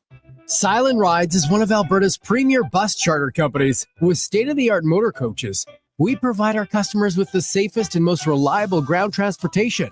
Our seatbelt-equipped buses have become the preferred carrier for many local sports teams, tours, corporate outings, and other various travel across Western Canada. For more information and to request a quote, contact Ted Nakamura at 780-940-0880 or visit silentrides.ca. A career in the public service is better in Alberta. Better wages, lower taxes. Better job opportunities with our thriving economy. Better chances for advancement. Plus a better future with new investment in healthcare and education. Public service. It's better here. Learn more and discover new career opportunities in the public sector at alberta.ca/betterhere. A message from the Government of Alberta. I have a startling fact. Prostate cancer affects 1 in 6 Alberta men. This could be your brother, son, father, grandfather, or friend. This November, through our Keep It in Alberta campaign, we're raising money to build a new man van, bringing free, life-saving prostate cancer testing directly to Alberta men. Thanks to our partner, the Agate Foundation, every donation will be matched up to $350,000, doubling your impact. Be part of the fight to eliminate advanced prostate cancer. Visit keepitinalberta.ca to donate today. Jason Gregor. Come on, shit. Everybody's looking for love. Oh.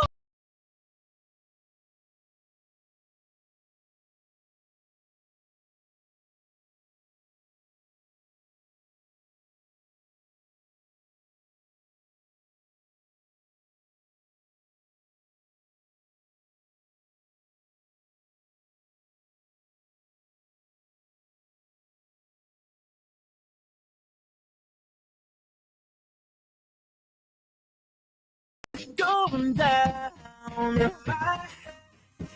See you all over me. Welcome back at Sports 1440, Oilers Nation, YouTube and Facebook. And did you know that Sports 1440 is proud to be the official voice of the North American Professional Pickleball Tour? Guess what? The Pro Series is coming November 15th to 17th. It's over $1,500 or $15,000 in prize money. Are you a pickleballer? You feel you got what it takes? Might want to go check it out. See where your skills are at. Suddenly, maybe late in your life, you can become a professional pickleballer. There's a lot of you who talk a big game. We might have to see Craig Button. He's been talking all about his pickleball skills. See what happens. Many of you out there, because I know that, Deck, have you ever played pickleball? Pickleball. One of my best friend's mom is actually in like a seniors or like adult pickleball league. It looks like a lot of fun. Never got out to try it though. I think I'm too much of a tennis apologist. I think that's why. Well, I know lots of people play it. I've yet to play it. I'm not opposed to it. I just haven't got around to it. And I know a lot of people swear by that. They quite enjoy it. So we'll see how your potential pickleball skills. Any of you out there who want to be pickleballers, see if you got it. So check it out and see where you go. You can go to sports1440.ca is where you can get your tickets to the event and then see what happens on there's qualifying rounds. So you know what? Maybe see if you can get in as a qualifier. If you do, let us know. If you get in, maybe we'll get you like a Sports 1440 shirt. And you can dominate as a Sports 1440 pickleballer. I like it. Early games in the National Hockey League as the Preds not what they wanted. Another scoreless period. Their offense kind of like the Oilers. The Islanders the same thing as they go another scoreless first period, but they didn't give up any. They're tied with Ottawa. Meanwhile, the Hurricanes continue to roll. And the Devils, Andre Palat. Jack Hughes with his 10th assist of the season. Games that kind of maybe impact Oilers tonight. Some of the late ones, Canucks and the Kings. Also, you have Nathan McKinnon. This is like the most obscure, weird stat of all time. But tonight marks the first time in NHL history that a player on a 13-game scoring streak will face a team with a 900 points percentage or better. You got McKinnon going up against the Winnipeg Jets, who are 12-1. What a start for the Jets. Woo! Obviously, best start in franchise history. One of the best starts we've seen in the NHL. Not bad at all. So we'll see. Can they get to lucky 13 tonight for them?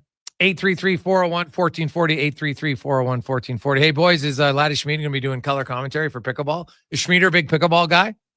I know he is. I know it's a good question. He'd take it very serious if he did. That'd be awesome. So we'll see. We got lots more. Hey, guys, McDavid was in the Vegas end, and all the 5 nights are on him. Where are the rest of the orders? Maybe that's why Skinner gets a downgrade from the Brew Crew. Yeah, I don't know. It's like that's talking like one play.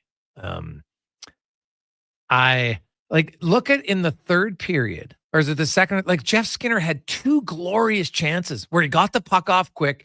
Aiden Hill shoulder save. Like he was shooting for the right area, just missed it. Nugent Hopkins doesn't make those shots. He's not that guy. Like that's why to me I'm a little perplexed. There's just not more patience in trying to see if Skinner can get some continuity there. Like you're not scoring. So Jeff Skinner is an infinitely historically better scorer 5-on-5 than Ryan Nugent Hopkins. He just is. So why not try it there? And I didn't mind hey, they were on the ice for the goal, the Kulak goal. I would have kept the Henrique line together. Just me. I would have done it. I would have kept Nugent Hopkins, Henrique. It also, you know what? Those guys, Henrique and Nugent Hopkins, they can fluctuate. Whichever guy's back first, they can take the center responsibility. It alleviates, some of the wear and tear. I don't mind it. So I don't know. Maybe I'm missing something on Jeff Skinner, but I thought he was there. I thought he had a few good chances last night. I didn't mind his play. I didn't see Skinner. I'm trying to think. He obviously wasn't on the ice for the penalty kill goal. He wasn't on the ice for the game-winning goal. So I'm not. I don't see a massive error. I'm trying to, like, the Eichel goal. He didn't have much.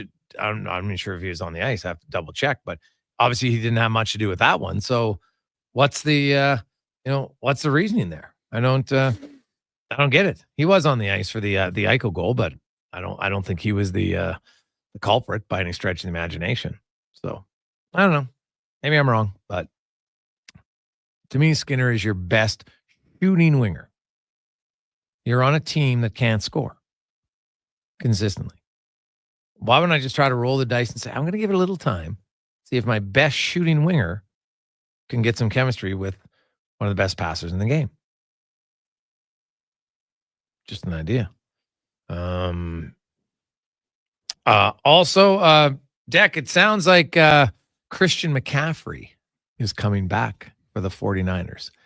Do you expect him to finish the regular season? Oh, that's a great question. I hadn't thought of it in those terms. I think I do. I expect him to get 15 to 20 touches against Tampa.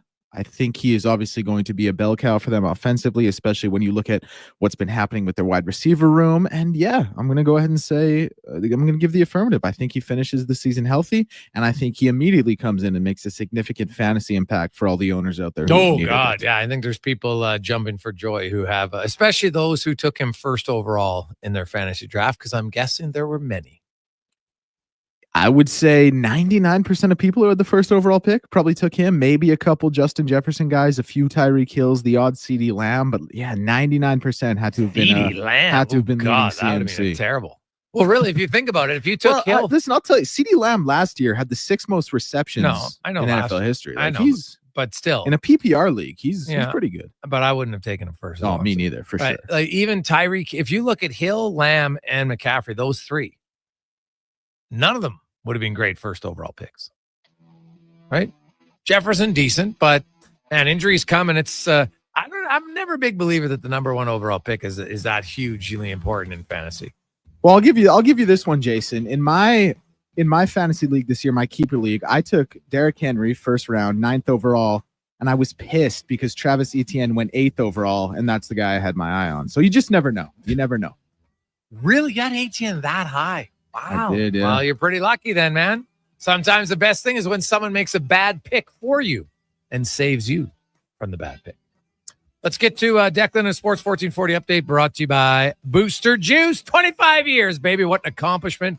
Congrats to them. And they're celebrating it with you, bringing back some of the originals, the Marathon, and the always popular Creamsicle.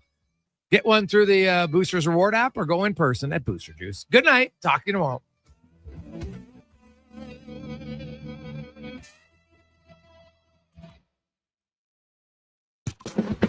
This is a Sports 1440 update.